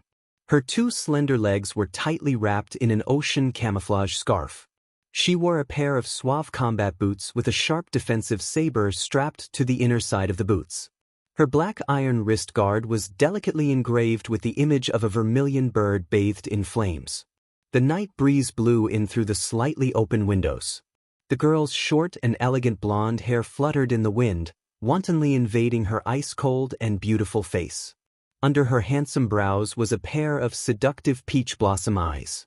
This girl was none other than one of Mercenary Paradise's top leaders, Vermilion Bird. At the same time, she was also Gong Jie's personal subordinate. Gong Jie did not respond but only frowned slightly. Vermilion Bird served him a cup of tea with a meticulous expression. Gong Jie sipped a few mouthfuls of tea and slowly calmed himself down. He raised his head to glance at her. Vermilion Bird stood beside him with a cold expression and did not utter a word. Gong Jie asked lightly, "Vermilion Bird, where's the little lad?" "That rascal called Yun Tianyu." She answered, "Yu is on his way to the target location as a hostage exchange." "When do we take action?" "Tonight. We'll set off in the wee hours of the morning to carry out the rescue." Gong Jie asked again, has the location been successfully located? We've already obtained the precise location. Our men are all present. We'll set off in the wee hours of the morning. Gong Jie cocked a brow and curled his lips into an amused smile. That lad is really something. It turned out that Yun Tianyu had made ample preparations before he became a hostage exchange. He was equipped with a GPS device from head to toe. His necklace, watch, and even buttons were implanted with a mini GPS device. Alas, Mu Lianjue's men were very cautious. After all, they were from the military and were highly vigilant. Hence, they removed all the GPS device from Yun Tianyu's body. Yun Tianyu, however, was not surprised as he had already expected this. These were just bluffs to dispel those people's wariness. Earlier, when Yun Tianyu returned from the Mu residence, while treating his wound, he instructed a doctor whom he had worked with to implant a nano-positioning chip into the skin of his shoulder. This nanochip was a super chip that he had developed. It was anti-shielding and had a very strong positioning ability. It could be controlled within a range of 100 meters, which was practically a black Yun Tianyu and had yet to be developed. He guessed that Mu Lianjue would use a high-tech shielding device to block all GPS signals in order to deceive others. However, those shielding devices were completely useless against the super nanochip he had developed. Even 100 secrets would have a flaw. One Mu Lianjue. Mu had Mu. By Mu's Mu was. Even if there was one, it would be blocked by the device. In such a large area, it was like looking for a needle in a haystack to find a hidden spot for the hostages. Chapter 1207. If Mu Lianjue got angry, the hostages' lives might be in danger. He had many concerns about this. Hence, after much consideration, he decided to propose a hostage exchange. That was because he had a nano chip on him, so the anti-jamming device was useless. If he exchanged with his mother, at least his men would be able to track their location and infiltrate the place. He would not take the risk if he was not fully confident. He told Mu Yaja all his plans. Mu Yaja thought about it for a while and felt that the plan was feasible, so he agreed to it. Early the next morning, Mu Yaja would hold a board meeting and sign the share transfer document with Mu Lianjue. Before that, they had a full 10 hours to carry out the operation. Vermilion Bird thought coldly, 10 hours? That's enough. Her company would only need an hour to resolve this matter perfectly and bring the two lads back safely. Of course, it was not just a company. Gong Jie and Vermilion Bird arrived at Leji's headquarters. The meeting room had been temporarily changed into a battle command room. When they opened the door, they saw two companies of mercenaries standing in the meeting room. Mercenary Paradise's other ace leader, Anjie, was also present. The two companies that were present, added together, only had a total of 30 people. However, these 30 people were not to be underestimated. A month ago, there was political chaos in Libizan. Mercenary Paradise accepted the request and sent out two companies, which easily annihilated the armed forces of thousands of rioters. No matter how strong a team was, in front of the ace mercenaries of Mercenary Paradise, they would be unable to withstand a single blow. It would be difficult for them to even stand a chance. This was also one of the reasons why Mercenary Paradise had been the leader of the mercenary groups for the past 10 years, with no one able to shake their position. Vermilion Bird clapped her hands and walked to the conference table to gather everyone. She then simply assigned the operation plan. Anjie was in a camouflage uniform, but his handsome face was full of unruly contempt. In fact, as one of the 4 ace leaders of Mercenary Paradise, he was undoubtedly powerful. It was just that this operation was not difficult and did not require him to be involved. However, in order to ensure that nothing went wrong, he was also assigned to the operations department to participate in the plan. He crossed his arms and leaned against the door. His face was expressionless as he held a cigarette in his mouth. He looked frivolous and frivolous. After announcing the plan, the Vermilion Bird coldly shouted, "Is everything ready?" "Ready. Move out." On the side, Lisa stood up quietly. She lowered her eyes and lazily hugged her wrist joints, making cracking sounds. Everything was prepared in an orderly manner, as if there was a special kind of tacit understanding between the two of them, which happened to coincide with each other. Vermilion Bird walked up to Lisa. Lisa, you sneak in and fight first. Take your men and retreat first. Leave the rest of the battlefield to me. Understand? Lisa curled her lips in silence. She did not respond, but gave her an understanding look. Vermilion Bird had sent Lisa to lead the infiltration because she believed in her combat ability. Gong Jie walked into the CEO's office. The moment he opened the door, the room was empty. The CEO's office was designed according to Yu Yu's design. However, it was always used by Li Hanlin. Usually, Yu Yu worked in his study. It was not until recently that he moved his office to the CEO's office. Gong Jie walked to the bookcase. It was a row of reference books. Chapter 1208. He casually picked up an English reference book and flipped to the first page. It was filled with Yun Tianyou's footnotes. His neat and tidy English handwriting was delicate and beautiful. The corners of Gong Jie's eyes twitched violently. This child was truly heaven-defying to an indescribable extent. He could already master a foreign language so skillfully at such a young age. Then again, it made sense. Programming required a strong foundation in a foreign language. Gong Jie wondered if this child had a genetic mutation. In a way, this child's talent was already beyond the realm of mortals. Gong Jie placed the reference book back on the bookshelf and surveyed the high-tech office.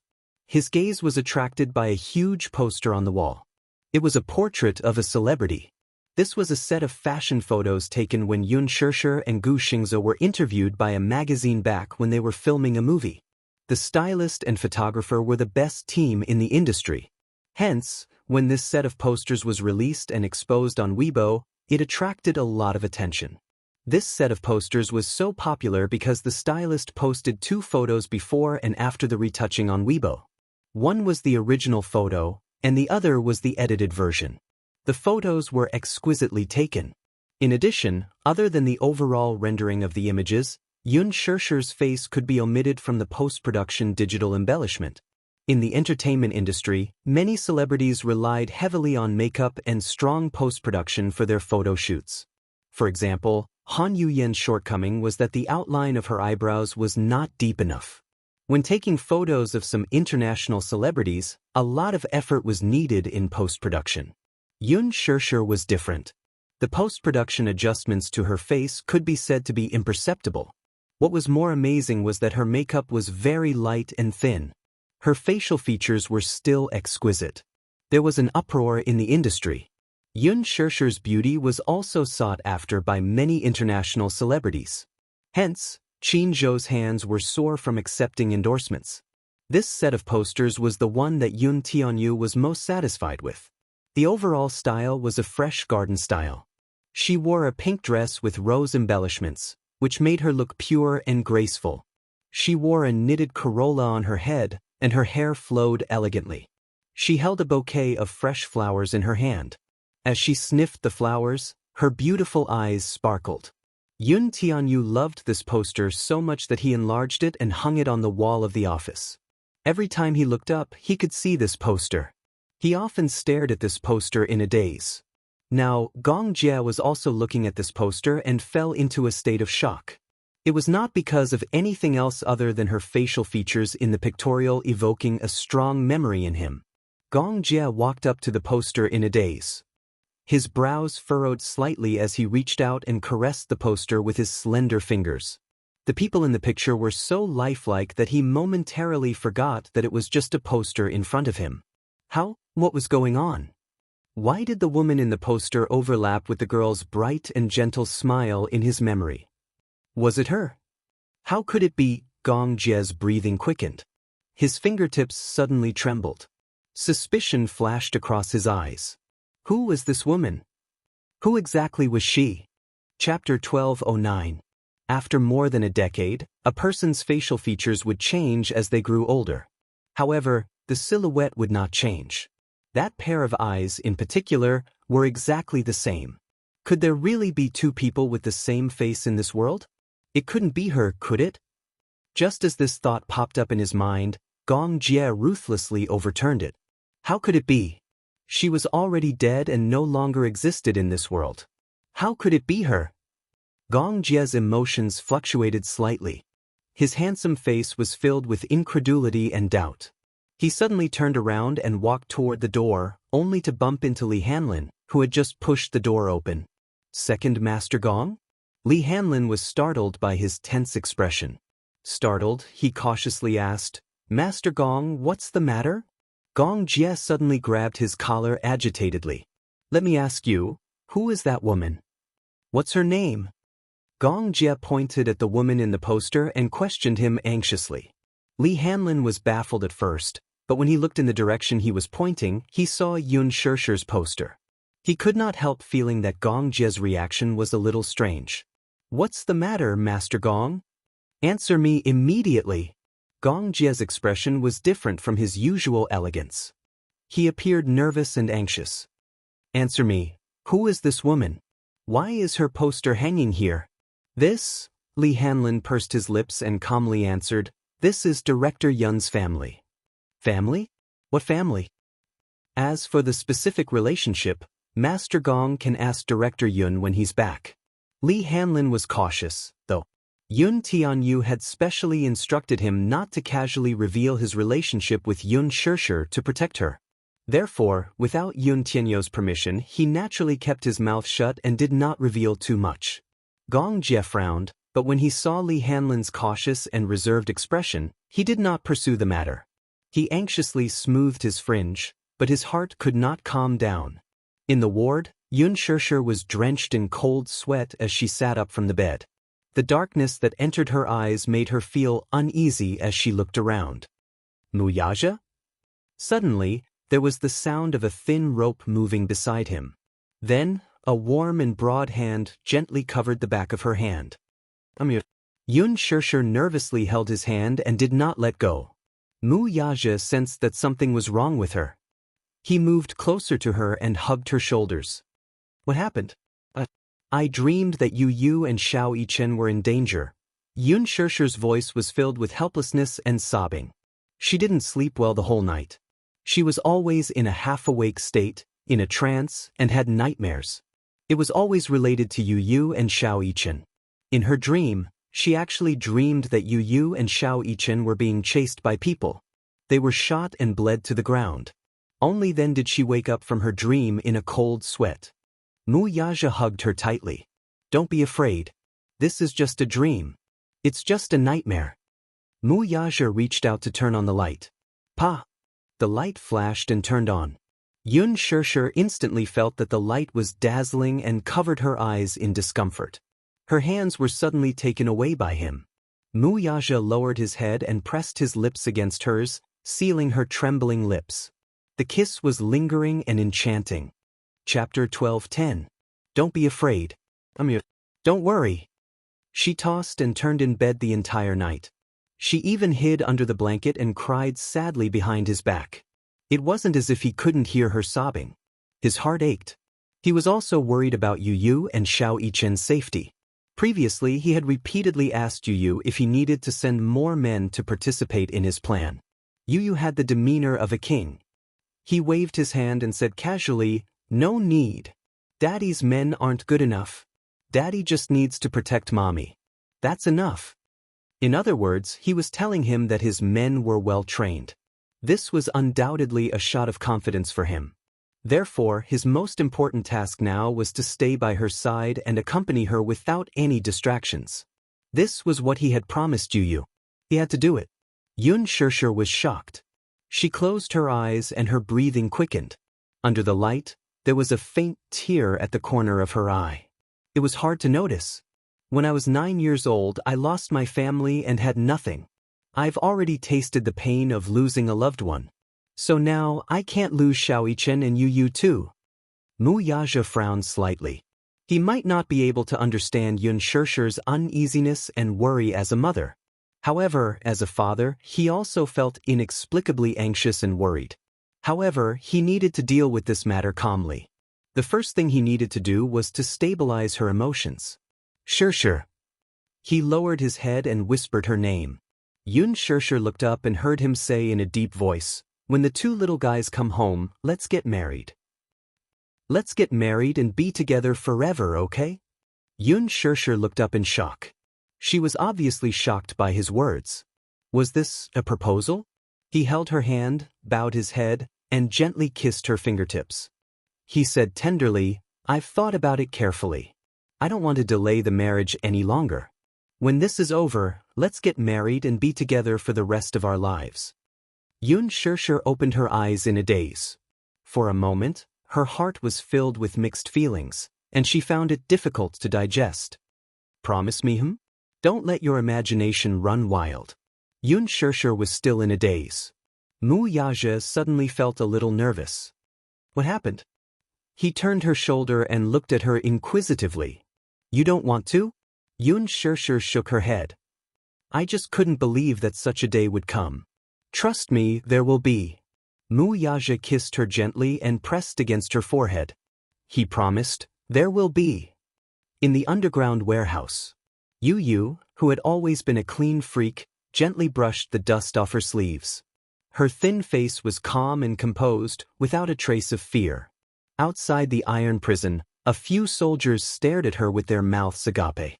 This child was way too calm. Her face was indifferent and expressionless. If it were any other child, they would probably be wailing in panic by now, wouldn't they? Hey, kid, I didn't know that you're a clean freak. A man couldn't help but tease. Since they were guarding the two children, they naturally let down their guard. Yu glanced at them coldly and asked, What time is it? Why are you asking about the time for no reason? It's 12 o'clock. Chapter 12:11. Wuxia turned around and looked at him in surprise. Yu pursed his lips silently. It was not that he had a timer on him, but he had been silently calculating the time in his head ever since he was locked up. Although it was impossible for him to be accurate, it was not far off. In this aspect, his concept of numbers was unbelievably sharp. The man was stunned. He looked down at his watch and was shocked. 11:30 a.m. Not a minute off. The man frowned suspiciously. How did this child know the time so accurately? Could it be? Thinking of this, he opened the cell door and walked in front of him. He searched him from head to toe but did not find anything suspicious. The man was even more surprised. Hence, he asked, How did you know what time it is? Yu said lazily, I guessed. The man was still skeptical. He felt that there was something fishy, but he could not find any loopholes. He could not help but pat his face. Kid, I'm warning you. Don't play any tricks. Do you understand? Even if I play any tricks, what can you do to me? Yu raised his eyebrows and retorted coldly. There was a hint of mockery in his cold voice. It was undoubtedly a provocation to the man. The man laughed coldly and used the way he usually used to scare children to scare him. So what? I can kill you and feed you to the dogs. Wuxia was furious when he heard this. However, Yu said casually, If you kill me, you'll die with me. The man was stunned, but he said disapprovingly, Why do I have to die with you? Because I can't die. Otherwise, how can your master use me as a hostage to get Mu Corporation's shares? Yu's lips curled into a mocking smile. The man was so shocked that his jaw dropped. It was not easy to fool children these days. They were all cunning. The man snorted. Good kid, you know a lot. But there's one thing you're wrong about. Hostages don't have to be kept alive. By the time fourth master gets the shares of Mu Group, your life will be over. Yu heard his unfriendly tone and threatening gaze, but her face remained calm. She only smiled slightly and said, Why? You want to kill the hostage? The man was even more shocked in his heart. This little guy looked no more than 5 or 6 years old, but whether it was his temperament or the way he spoke, they were all quite mature. The man smirked. What's wrong? Are you afraid of killing the hostage? So, if you don't know your place and keep your mouth shut, I don't mind giving you a taste of my power. Yu raised his eyebrows lazily. His eyes were as cold as stars, but it was as if he was deliberately provoking him. He mocked coldly, Other than threatening to kill the hostage, what else do you have? Aren't you childish? You dash. The man was furious and grabbed his collar. He frowned and said, Boy, you're deliberately going against me. Do you really think I won't dare to beat you? Suddenly, a strange noise came from behind him. The man's attention was attracted and he was about to turn around to find out what was going on when Yu smirked coldly. What are you laughing at? The man hated his smile. It always made his heart numb uncontrollably and made him feel uneasy. I'm laughing at your stupidity. Yu straightened his back. He had an arrogant and domineering aura. He had inherited Mu Yaja's indifference and arrogance. Chapter 12:12. You're about to die, yet you're still so arrogant. Little brat, you really don't know the immensity of heaven and earth. The man smiled strangely, squatted down, and patted his cheeks. The corners of his lips curled up, and the viciousness in his eyes was like a sharp knife, merciless and bloodthirsty. He tilted his head and looked at him, then frowned and asked in confusion, Little brother, how do you want to die? I can't think of an interesting way to torture you, but you're really an eyesore. What should I do? Who's the one who's about to die? Yu mocked mercilessly. His childish voice carried an aura like that of an Azura. The man was shocked, and then his face became angry. He raised his fist in a frenzy, intending to teach this little brat a lesson. However, before he could punch him, he saw his body stiffen and then tremble violently. Without a sound, a bright-colored tattoo blossomed on his chest like a flower. Ugh! He felt that his chest had been ruthlessly penetrated. He turned his eyes stiffly and lowered his head to look at his chest that had been penetrated by a silenced bullet. He frowned, and before he could understand what was going on, his body swayed and he fell to the ground. The moment he fell, Lisa stood upright behind him. She coldly glanced at the man from the corner of her eyes and lifted her leg to kick him away. Hindrance. Muichen was shocked. The girl in front of him clearly had the aura of 8 or 9 years old, but for some reason she had a dangerous aura of death on her body. An aura like that of an Azura. It was said that girls were like a flower. However, if he had to use a flower to describe her, then it would be the red spider lily. The gentleness of a demon. According to legend, the flower that willingly entered hell and was sent back by the demons, but still lingered on the road to the underworld. The demons couldn't bear it, so they agreed to let her bloom on the road to guide and comfort the souls leaving the human world. Beautiful but deadly dangerous. Xiao Yichen looked at her in a daze.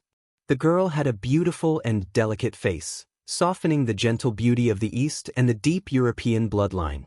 However, her eyes were empty and cold, but filled with murderous intent, like a war machine that existed for the sake of killing.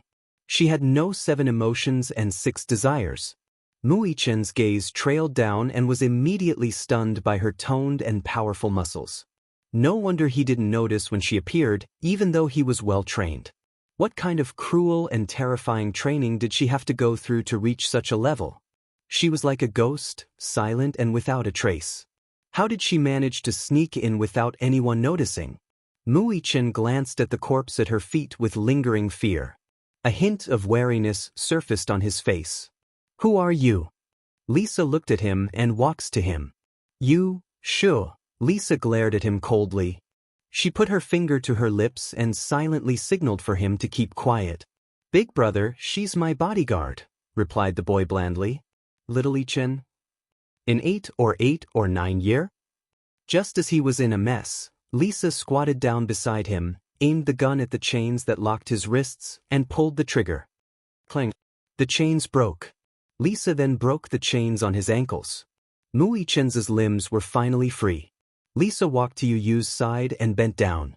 Chapter 12:13. Muichen stood up and walked out of the cell. His face turned pale with fright. Outside the cell, there were a few cold corpses lying on the floor. Some of them were sitting close to the wall with their heads tilted to one side. Their eyes were wide open and red and white stains were splattered on the wall. Some of them were lying on the floor in a strange posture. Blood was flowing on the floor like a river. They seemed to have been dealt with silently. They did not even have time to react before they died. What was more frightening was that they did not struggle at all. Muichen was shocked. When did this happen? Could it be that these people were dealt with by that girl? He had never seen anyone with such terrifying skills. He was actually able to get rid of more than 10 people in one go without him noticing. Some of these people were well-trained assassins. The rest were Special Forces soldiers with extraordinary aptitude in the military. Special Forces soldiers. What kind of concept was that? They were agile and had outstanding awareness. There was no doubt about their combat ability. Yet, this girl had relied on her own strength to take care of all of them. The air was filled with the smell of blood. Mu Yichen was so shocked that he could not control himself. The impact of the scene was so strong that he was a little dazed. Suddenly, Mu Yichen thought of something. He quickened his pace and looked at the corpses one by one. However, when he saw a corpse leaning against the wall, he was stunned and immediately walked over. The man leaning against the wall had a hideous and terrifying scar on his face. His expression was one of terror. His eyeballs were bulging and there was no sign of struggle. Obviously, he was dealt with in an instant. Mu Yichen looked at him deeply. There was a hint of pain on his face. He suddenly raised his hand and covered his eyes with his trembling hand. He felt a little sad and pain in his heart. "I'm sorry." His lips trembled slightly as he uttered these 3 words. In fact, in his world, there was a clear distinction between good and evil. There was a clear distinction between right and wrong. Initially, he was filled with hatred and contempt towards this man. However, he gradually realized that this man was different from the others. On the surface, he looked ferocious. With a hideous scar on his face, he looked like a malicious ghost. But if he didn't have this scar, he would be a kind-looking man. Mu Yichen had always been grateful. When he was being tortured, it was this man who came and stopped him at the right time. It was also this man who gave his porridge to them. At that time, he was injured and had a fever. It was also this man who took off his jacket and gave it to him. In his mind, the words that the scarred man had said to him suddenly rang out. "I don't have any other intentions towards you. I just feel that there's still some conscience in my heart that I can't get over." Suddenly, images flashed before his eyes. The knife-scarred man was sitting outside the iron prison. When he looked at him, there was a trace of genuine tenderness in his eyes.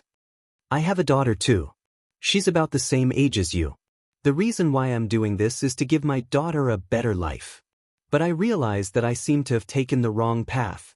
I've decided that once I'm done with this, I'll wash my hands of this business." Chapter 12:14. "Kid, don't worry. When the time comes, I'll secretly let you go and let you reunite with your son. You're a smart kid. Don't make a fuss, understand? Bear with it. When they're resting, I'll create an opportunity to let you go." Mu Yichen stood up slowly and gave him a solemn military salute. "Xiao Yichen?" At this moment, Yu had also been unchained and walked over. "Hurry up and leave. Someone will be here soon. We won't be able to leave." Just as he finished speaking, he heard someone open the locked door of the warehouse in the dark. The next second, the door suddenly opened wide. A wave of fully armed soldiers walked in with their guns raised. The lights in the warehouse were instantly turned on. The leader of the soldiers walked in. However, when his gaze fell on the corpses all over the floor, he was stunned. "What's going on?" He shouted, but no one responded. The people who were assigned to guard the warehouse had all been killed by Lisa, so no one responded. His eyes widened in shock as he slowly looked around. All 12 of them had been killed without a sound. The scene was very clean. There were no traces of a struggle at all. He widened his eyes in disbelief. His eyeballs were about to pop out of their sockets. He raised his head and looked at the 3 children. Complicated and bewildered emotions flashed across his face. Then, a cold glint flashed across his eyes. Could this be the work of the 3 children? Lisa shielded Yu behind her. Mu Yichen also looked at them cautiously. "Hold them down." The man ordered sternly. Lisa said coldly, "I'll cover you. You guys retreat." Mu Yichen did not say anything. He grabbed Yu's arm and ran toward the back door. There was an iron gate that was originally tightly sealed. However, no matter how intricate the lock was, in Lisa's hands, she could pry open 20 locks in a minute while blindfolded. It was completely vulnerable. The man was shocked and shouted, "Catch those 2 children, don't let them run away." One of the soldiers raised his pistol and aimed at Mu Yichen's calf. However, Lisa was 1 step ahead of him. She raised her gun and fired. In the blink of an eye, it naturally flew out of the barrel, cut through the air, and aimed at the pistol in the soldier's hand. Pang! The bullet accurately hit the muzzle of the handgun in the soldier's hand. The handgun made a deafening sound and exploded in the soldier's hand. The poor soldier's hand was covered in blood from the explosion. His hand that was holding the gun was blown apart, and he let out a cry of pain. The captain was stunned. He did not expect this seemingly harmless young girl to have such superb marksmanship. Kill her. He issued another order. However, the girl suddenly put away her gun and pulled out a short dagger from her waist belt. Her figure flashed, and her nimble figure rushed into the crowd like a ghost. She raised the short dagger in her hand. Under the light, the short dagger shone with a cold and deadly light. Poof! A line of blood splattered. The captain who was giving orders just now was the first to have his neck slit by her. In just a moment his face was hideous. He held his neck and fell to the ground. The others were even more shocked. However, they reacted quickly and aimed their guns at her. Chapter 12:15. Along with the miserable cries that rose and fell one after another, a few people in the crowd actually fell down sparsely. Shoot her! Shoot her! Someone screamed as if he had seen a ghost. The next second, a cold blade was pressed against his neck. In an instant, his flesh was exposed, and hot blood splashed onto the others. Lisa was a famous melee killer. Her attacks were fast, accurate, and ruthless, leaving no room for maneuver. Often, when these people were still aiming, their necks would be slit. Once she attacked, the result would be fatal. Shoot! Shoot! However, before he could finish his sentence, a series of orderly footsteps came from behind him. So many people bullying a child. Child abuse? Hey, interesting. A bright voice suddenly sounded in the empty underground caisson. There was a hint of cynicism in his tone. Everyone felt a chill run down their spines and stood up abruptly to look around. They turned around and looked back and forth, but they didn't find any unfamiliar figures. Everyone looked at each other, obviously not knowing where the voice came from. At this moment, a poof sound was heard, and the sound of a silenced gunshot echoed in the silent warehouse. In the crowd, the man who was aiming at Lisa and was about to shoot fell to the ground. The bullet hit him in the middle of his eyebrows, and there was a hole with blood flowing out. Everyone's faces were filled with shock, and they became even more solemn. Everyone present was an elite Special Forces soldier, and each of them had extraordinary skills. However, someone actually broke through the guards outside the caisson and broke in. What was infuriating was that at this moment he was like a ghost's shadow, lurking in a place they did not know, and could easily take their lives. One of the soldiers shouted angrily, "Who is it? Come out." The voice replied lazily, "What a bunch of good-for-nothings." The ghostly voice gradually approached, and it was almost next to the person's ear. The soldier's body stiffened, and he subconsciously wanted to turn around, but a pair of hands mercilessly climbed onto his shoulders. In the blink of an eye, his throat was tightly gripped. And Jie stood beside him with a smile, holding Colt tightly with one hand, and pressed it against his temple. He whispered in his ear, "I'm here." Who are you?" Anjie smiled gently and raised his head proudly. He recited his impressive opening speech as if he was reciting a book. "I am the Mercenary Paradise's chief commander, Master Anjie, who is loved by everyone, who is loved by everyone, who is loved by everyone, who is loved by everyone." Bang! A gunshot was heard.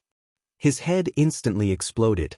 Before the poor soldier realized what was going on, he fell at Angeli's feet. "You dare to be arrogant with me when you're only at this level?" And Jie raised his head lazily and warned the group of people who were ready to make a move, "Don't take advantage of a hero or your head will explode." Just as he finished speaking, a man swiftly took out a pistol and pointed it at Jie. However, before he could raise his hand, another gunshot rang out. The man fell heavily to the ground, his head bleeding profusely. It was as if the Grim Reaper was just around the corner, and as long as he stretched out a finger, he would be dead in the blink of an eye. It turned out that there was more than one person. "Looks like there's another powerful sniper." And Jie looked at the body on the ground and sighed. "Didn't I tell you not to move?" Bullets don't have eyes. Chapter 12:16. You retreat first, leave this to me. Lisa turned around and left first. In a flash, the special forces that rushed in quickly surrounded Xianxia and aimed their guns at him. However, no one dared to be the first to shoot. Xianxia lit a cigarette absent-mindedly and cast a sidelong glance around. Red Sparrow, I'll leave the rest to you. At the door, Red Sparrow was fully armed and slowly walked in. She played with 2 tri-edged bayonets in her hands with a cold sneer on her lips. With a wave of her hand, a silver light flashed and the bayonets mercilessly cut open the necks of the surrounding enemies. She quickly unfolded her windbreaker and turned around, bending over to block the spurting blood for Xianxia. With a gloomy gaze, she looked around and ordered in a low voice, "Go!" In an instant, the warehouse was lit up. A few figures rushed in as Red Sparrow's subordinates kicked open the door and barged in. Vermilion Bird leaped into the crowd. Thunder turned around, and the dagger in his hand spun rapidly in his palm. It was as if the dagger in his hand was spinning at an extremely fast speed. In an instant he sealed their throats. Vermilion Bird spread his arms and spun around, and several people fell to the ground. Even small shrimps are so arrogant these days, forming gangs and forming gangs. How dare a few big men bully a child?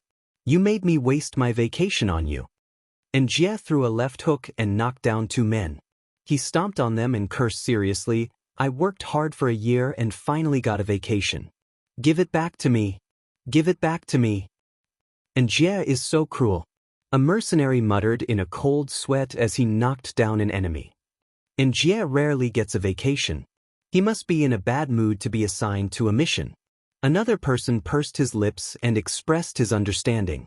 That person silently complained, the key is that the mission is to deal with a bunch of trash.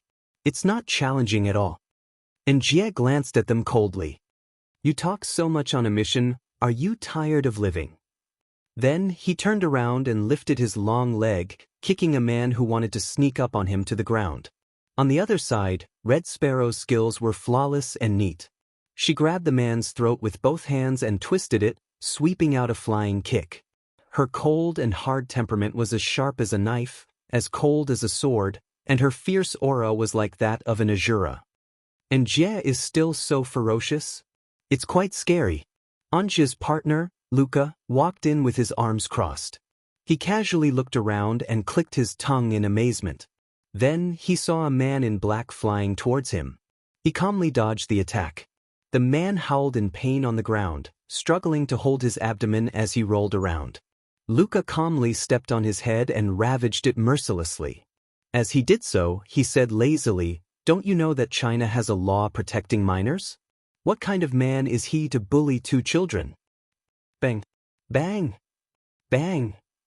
The sniper sounds hidden in the darkness rang out one after another in the silent basement.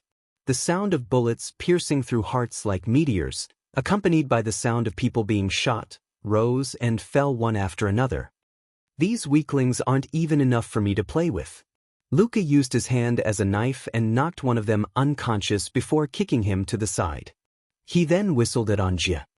Don't go overboard. It won't be fun if you make a big commotion. It was inevitable that the government would be alerted and escalate to an international incident. Then it would be meaningless. Chapter 12:17. How dare you interrupt my vacation? Go to hell. His attacks were vicious and ruthless, even mercilessly aimed for the man's groin. Luca and Vermilion Bird's faces darkened as their eyes twitched. The country's special forces were indeed famous, but when they met Mercenary Paradise's 2 trump cards, Vermilion Bird and Xianxia, they were, at best, small fry. In the blink of an eye, the ground was littered with people. Xianxia, on the other hand, was still venting his anger mercilessly. Get up. Did I make you fall? Xianxia picked up a pitiful man and pinched his philtrum with a smirk. He then executed a beautiful 1-inch punch with both hands. After a few punches, the man let out a few intense cries and fainted. You can't even take a beating. Is that all you've got? You can't even withstand my gaze. Angrily, Xianxia cupped his fists and ruthlessly kicked the lower bodies of the men on the ground. Luca covered his eyes and shuddered in fear at the sight. It was too brutal. When Xianxia was vicious, he was practically a murder weapon. Hence, when Vermilion Bird and Xianxia's other team arrived at the scene, they had already cleaned up the place. The people had already been cleaned up, and those who remained were either dead or injured. It was a tragic sight. Everyone's eyes twitched violently. Could it be that they rushed here fully armed just to collect the corpses? _. It seemed that they, the corpse-collecting team, had nothing to do with this. Where's Yun Tianyu? Luca walked over and asked Xianxia. Xianxia replied. Lisa covered them as they left. We'll gather at the bridge entrance in 20 minutes. Then let's leave to... Lisa covered Yu and Mui Chen as they got into a car. Mui Chen's heart was slightly at ease when he got into the back seat. He raised his head and asked quizzically, Yu, who is this girl? Lisa glanced at him from the corner of her eyes, her gaze cold. Along the way, she kept a cold face and did not say a word. If not for her flesh and blood and the warmth of her body reminding him that she was a living person, Mui Chen would really doubt whether she was a human or a robot. Yu said, This is my bodyguard. Death guard. Mui Chen's eyes twitched. He naturally understood what a death guard was. Most of the death guards were assassins and mercenaries who secretly protected their employers. If necessary, they would even sacrifice their lives. It was a rather cruel profession. However, he never thought that this girl would be a death guard. She was still so young. Mui Chen would not have believed that such a young child could become a death guard if he had not seen her terrifying skills with his own eyes. Mui Chen looked at her with a complicated expression before shifting his gaze to Yun Tianyu. There were too many mysterious things about his younger brother. He wanted to probe further, but he could only wait patiently for the day when Yun Tianyu would confess his identity to him. But now, he could not wait any longer. Hence, Mui Chen said in a deep voice, If there's something that I want you to give me an answer to when we get home. Answer. Your identity. Yu was stunned. He turned to look at him with a slightly changed expression. Yu pursed his lips. I'll tell you when we get home. He originally intended to be frank with Mui Chen when they got home. Mui Chen's heart warmed as he smiled at him. However, in the next second, there was a dong sound, and a strange sound came from the back of the car. Chapter 12:18. Swish. Swish. Two sounds were heard. Another 2 bullets pierced through the air and hit the glass, leaving 2 bullet holes. There's a chase from behind. Mui Chen was startled and quickly ordered, Step on the accelerator. The chauffeur stepped on the accelerator at his command. Mui Chen knocked on the glass and coldly ordered, The glass isn't bulletproof, get down. He reached out to press Yun Tianyu's head down and protected him in his arms. Lisa, who was sitting in the front passenger seat, rolled down the window and glanced behind her. There were 4 to 5 military vehicles chasing after them. Bullets kept flying toward them. Lisa nimbly dodged one, and a bullet hit the rearview mirror, shattering it instantly. Lisa shielded her eyes with her hand to prevent the glass from splashing into her eyes. She turned her head and spoke in a cold voice, which was rare for her. Step on the accelerator. Her childish voice was at odds with her cold temperament. Lisa did not dare to relax for a moment. She took out a pistol from her waist belt and waited. She hooked her earpiece and shouted, Vermilion Bird, Vermilion Bird. After a while, Vermilion Bird's short reply came through the earpiece. Got it. Lisa coldly said, We're being chased. Quickly come to our aid. Got it. The car sped along. She stepped on the accelerator and the car sped along the mountain road. Lisa held the gun and stared at the rearview mirror in the car without blinking, constantly paying attention to the situation behind them. Behind them, 4 military vehicles were still in hot pursuit. The military vehicles were all modified and had excellent performance. The entire vehicle was bulletproof. The magazine in her hand had a total of more than 10 bullets. She had to use every bullet properly and not waste any of them. With just a thought, a meticulous plan emerged in her mind. Lisa calmly removed the silencer. The silencer affected the bullet's power and was very disadvantageous for long-range shooting. Mui Chen watched in a daze as she skillfully assembled the gun and changed the magazine. He was secretly speechless. This girl was really not simple. Disassembling the gun only took a few seconds, and the whole process was as smooth as flowing water. Lisa glanced at him from the corner of her eyes. Seeing that he was silently sizing her up, her eyes narrowed and her gaze turned cold. "What are you looking at?" Mui Chen's face stiffened. Her tone was stiff and cold, giving people the feeling that she was cold and arrogant, without a trace of anger. Lisa said in a low voice, "Listen, don't move. Understand? What can I do for you?" "No need." Lisa looked at the rearview mirror, her face still cold. She said concisely, "I can handle it alone." She was a woman of few words. If she could express something with one word, she would never use two. The car drove onto the main road. Behind them, 5 cars were following closely behind. Although they had stepped on the accelerator to the maximum, the cars behind them were still following closely, and the distance between them was constantly shortening. Whoosh whoosh whoosh, ding ding dang dang, rows of bullets hit the car door, causing smoke to rise. It was like a death warrant from hell. It was 5 off-road jeeps. Lisa blinked, and the detailed structure of the car instantly appeared in her mind. The driver increased the gear again, stepped on the accelerator, and drove the car to the maximum speed. Fortunately, the car's performance was not bad. At 8,000 revolutions per minute, the car's speed was more than 200 kilometers per hour. It sped all the way. In the biting wind, the scenery outside the window flashed by. 6 cars were chasing each other on the spacious mountain road. It was like a scene from a blockbuster movie. Chapter 12:19. Yu was protected in Mui Chen's arms, so he could not see the intense chase behind the car. However, he could hear the roaring sound of the car engine. Whoosh! Lisa was about to shoot when a bullet broke the window at the back of the car. Clang!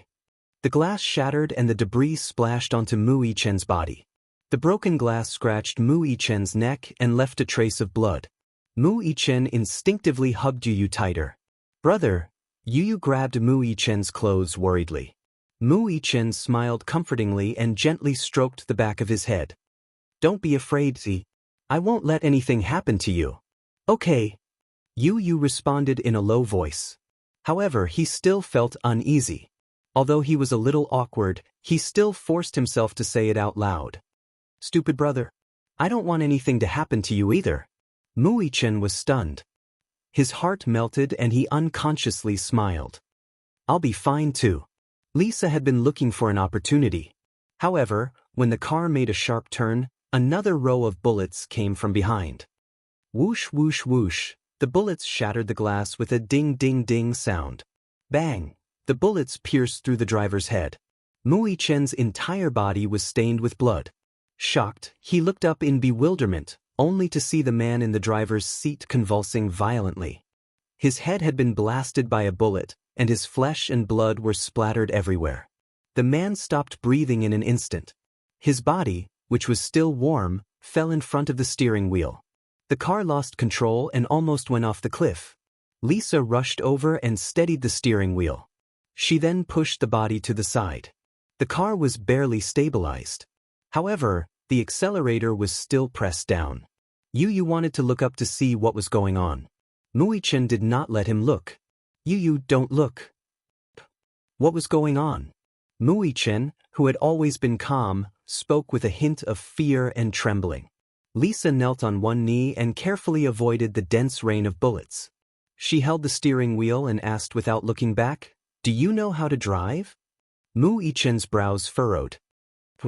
Lisa turned around expressionlessly and locked her eyes on him. "I do." Lisa kicked the door open and pushed the driver's body out of the car. Mui Chen carried him to the side and warned him, "Don't move, do you understand? Don't raise your body. There are bullets behind you. Don't get hurt. Be good and listen to me." With that, Mui Chen nimbly climbed into the driver's seat, pushed the driver's corpse out, closed the door, and quickly adjusted his seat. He then stepped on the clutch and the accelerator to raise the car's gear. His driving skills were not good. He had touched the steering wheel a little. A year ago, when he drove for the first time, he could drive very steadily. His coach praised him for his talent.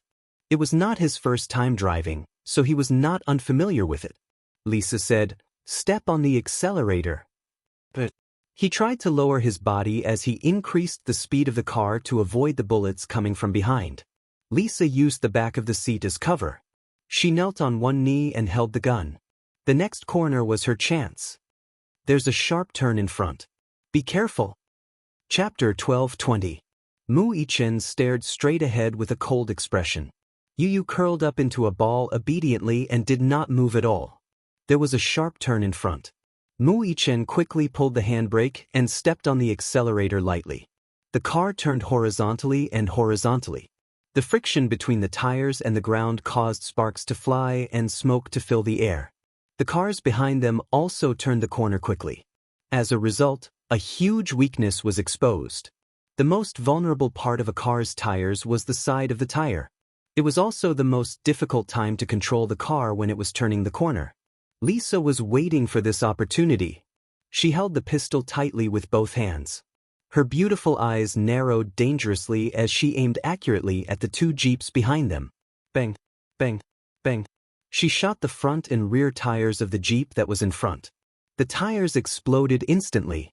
As the car sped into the bend, the result of the flat tire was that the jeep jolted violently. The entire car flipped over, revealing the chassis. The corner of Lisa's lips twitched, and two more shots were fired. The bullets flew through the air. They hit the fuel tank under the car's chassis. At that moment, boom! The car exploded and turned into a ball of fire. The flames soared into the sky. A wave of fire surged over, and a tremendous force of impact swept over with an earth-shattering momentum.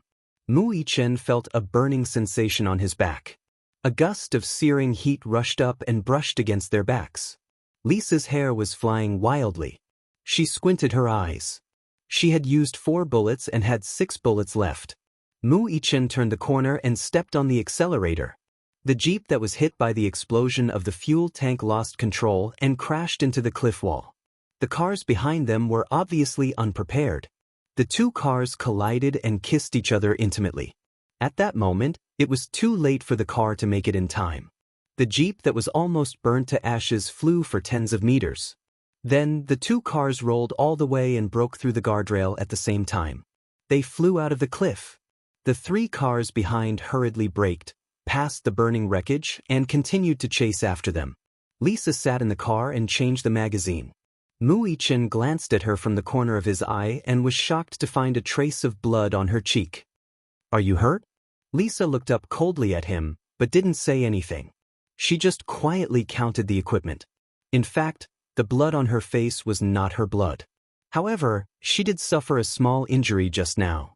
Amidst the dense rain of bullets, a bullet grazed her headset and grazed her neck, causing a graze on the side of her neck. There was some blood. It was just a minor injury, not worth mentioning. For an assassin who had walked out of a bloody corpse, this kind of injury was nothing to her. Unfortunately, the radio headset was destroyed by the bullet. As a result, they lost contact. "Are you all right?"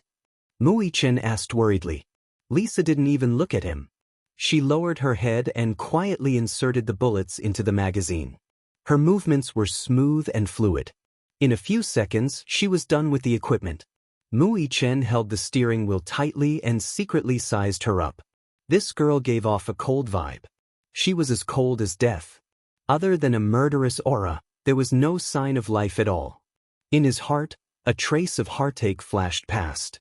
Chapter 12:21. In his mind, an 8 or 9-year-old girl should be naive and innocent. She should have a bright and gentle smile all night long. She should be playful like a little bird. If a girl had to be compared, she should be like a beautiful flower bud that slowly bloomed with youth. She, on the other hand, was like a sharp knife.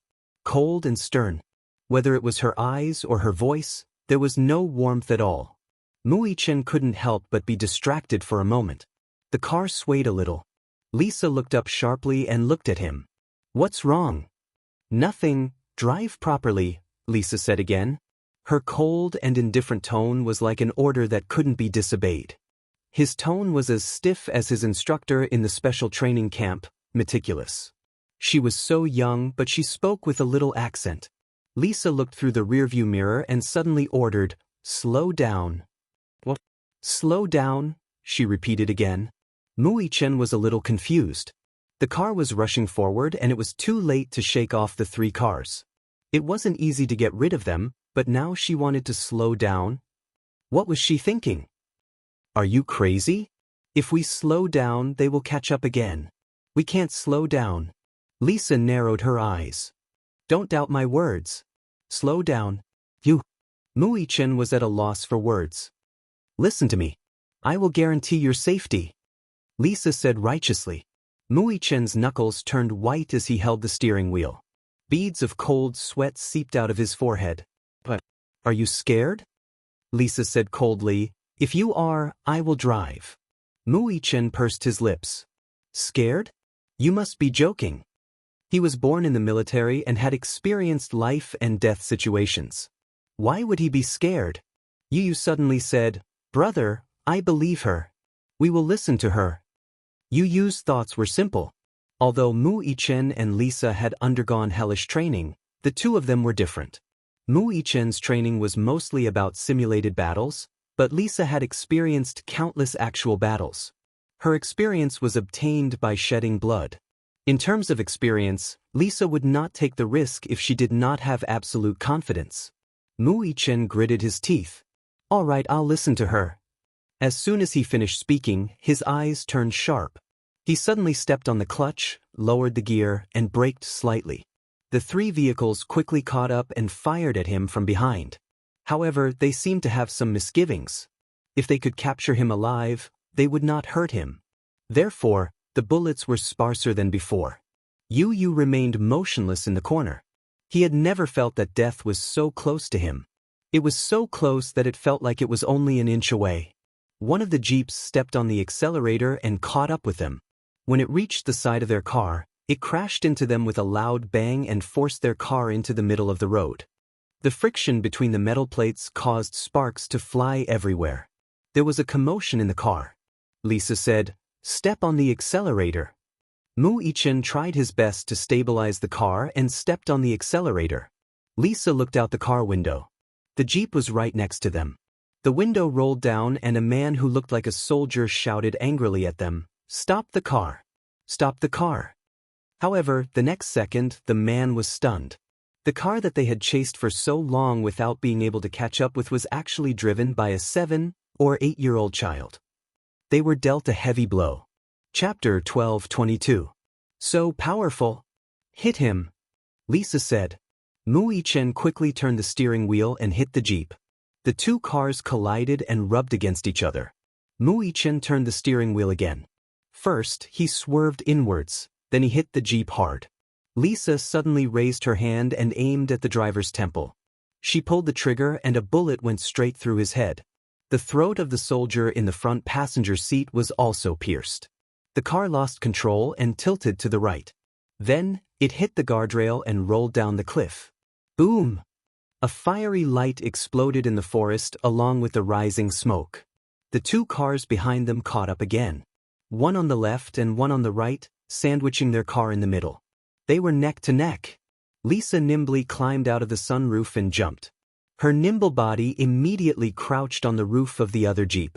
She broke the window of the front passenger seat and jumped in.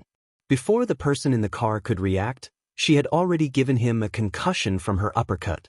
Then, a strong hand grabbed their collar and spun the dagger in her hand. The two pitiful men only felt a chill in their throats. Hot blood sprayed on the back of the seats. The strong smell of blood assaulted their nostrils. In just 30 seconds, the four people in the car were taken care of. Mui Chen was stunned. *CK. Did this girl have to be so fierce? Even fiercer than him? But she was pretty cool. Yu looked at this scene and gulped. Then she said slowly, It's too scary to marry such a girl. Mui Chen was silent. At this juncture, he was still in the mood to joke. Yu seemed to understand his gaze and said seriously, I'm not joking.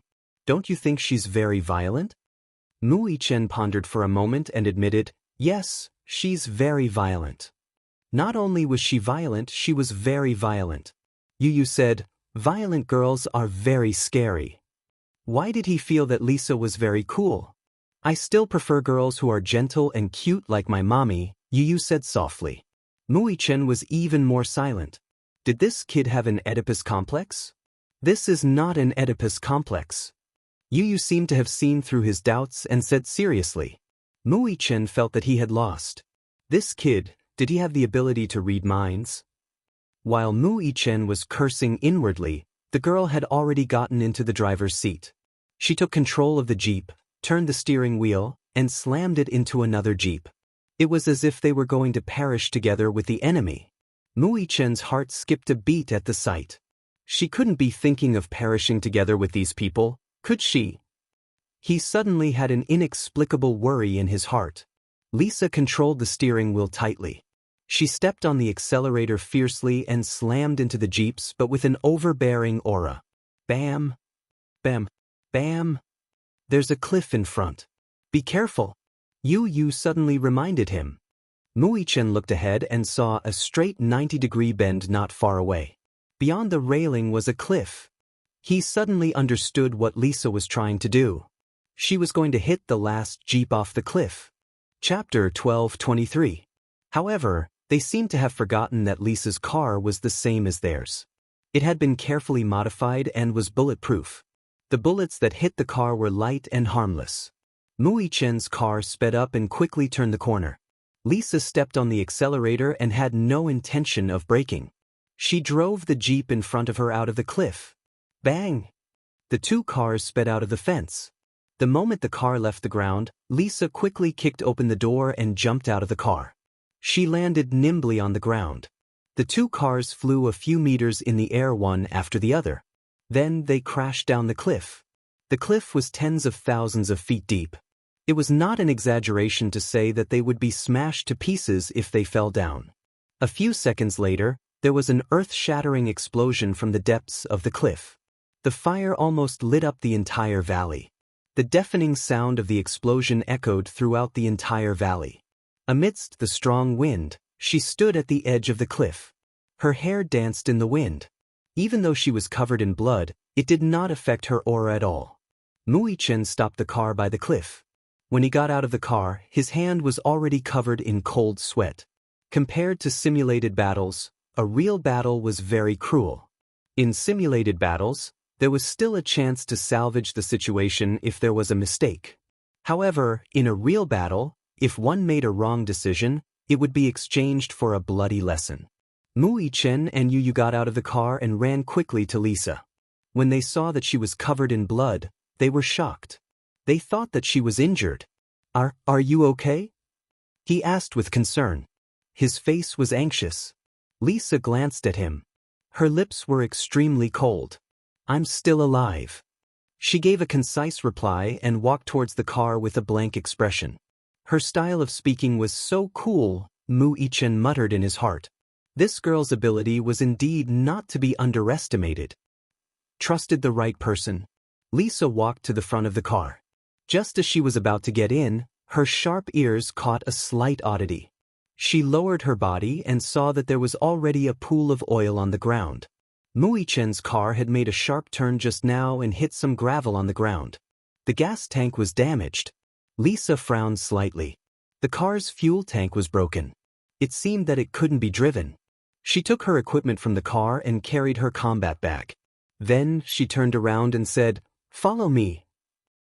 Yu immediately followed him. Chen chased after her. What's wrong? The car can't be driven? Yes, it's leaking oil. Oil spill? Chen was taken aback. Thinking back, he seemed to have accidentally crushed a very large rock in his panic. That rock was very sharp, and he was afraid that it had scraped the fuel tank. What do we do now? Let's go back. Lisa raised her head, raised her thumb, and gestured towards the Big Dipper in the night sky. She then pointed into the distance. That's north. Keep going north and meet up with the company. Chen nodded. The mountain road stretched for thousands of miles to the west. If they wanted to reach the rendezvous point, they would have to pass through a forest. If there were no accidents, they would be able to reach the rendezvous point by dawn. Lisa turned around and looked at Yu. Can you walk? Yes, I'm fine. Only then did Lisa turn around and continue walking forward. Chen felt that he had been left out. Chapter 12:24. Just as they entered the forest, they saw the headlights of cars not far away. Honk, honk, honk. Rows of military vehicles hurried past the shadows of the trees on the mountain road, causing the earth to tremble. In a secluded thicket, 3 figures were carefully hiding. Lisa peeked through the gaps between the branches and watched the well-trained troops rush toward the east. It was only when the vehicles were far away that Mu Yichen's anxious heart relaxed, and he heaved a sigh of relief. It's not Vermilion Bird's team. Lisa had originally arranged for Vermilion Bird to meet her, but it seemed that this group of people was Mu Lianjue's men. Her wireless earpiece was broken, and she had lost contact with Vermilion Bird. It seemed that she could only rely on herself to reach the rendezvous point. She turned her face, and her thin lips inadvertently brushed across Mu Yichen's fair cheeks. Startled, Lisa looked up, only to see Mu Yichen looking at her calmly. She could not help pursing her lips. The two of them were very close, intimately clinging to each other. Lisa could even clearly hear his scorching heartbeat in his chest. Every beat was powerful. She moved back discreetly, but he held her back with one hand. She could not move an inch. Be careful. The leaves rustled in the wind. The last car passed through the mountain path and gradually disappeared into the distance. Everything returned to normal. What followed was a deathly silence. No one had the tacit understanding to break this silence. Mu Yichen's lips curled up slightly as a sharp dagger was pressed against his waist. Lisa coldly ordered, "Let go of me." She was not used to being touched by anyone, not even a finger. This was her debut. To Lisa, her only target of protection was Yun Tianyu. Other than Yu, others were not within her scope of protection. Mu Yichen could not help but smile. So fierce? If I don't let go, will you really take action? Lisa did not deny. I don't deny that I have such a plan. All right. Why don't we give it a try? Mu Yichen's hand, which was on her back, suddenly pressed down on her waist. Lisa was caught off guard and threw herself into his arms. She used all her strength to press down on his body. The side of the forest was a high slope, and the two of them rolled down the slope. A burst of dizziness and chaotic breaths connected. Lisa felt a sharp pain in her waist, as if she had broken a small sapling on the hillside. She raised her head and looked at Mu Yichen's cold expression. She watched as his expression gradually changed from cold to playful. A sense of dizziness followed, and the two of them were still rolling on the hillside. Lisa tried to push him away, but it was futile. With a low gasp, Lisa quickly grabbed the root of a small tree and came to a stop with much difficulty. Lisa's eyes flashed. With a carp flip, she sat on top of him and gripped his throat tightly. With a spit, she spat out the grass in her mouth and coldly said, "Do you want to die?" Yu walked down the hill and glanced at the two helplessly. You two have such good stamina. Even now, you still have the leisure to flirt. His words would not stop until they shocked everyone to death. Lisa. Mu Yichen. Don't waste your energy. Otherwise, you won't be able to walk out of this forest tonight. Chapter 12:25. Yu's physique had always been weak. After walking down the hill, he started to pant. He did not exercise much as he had spent most of his time in the hospital when he was young.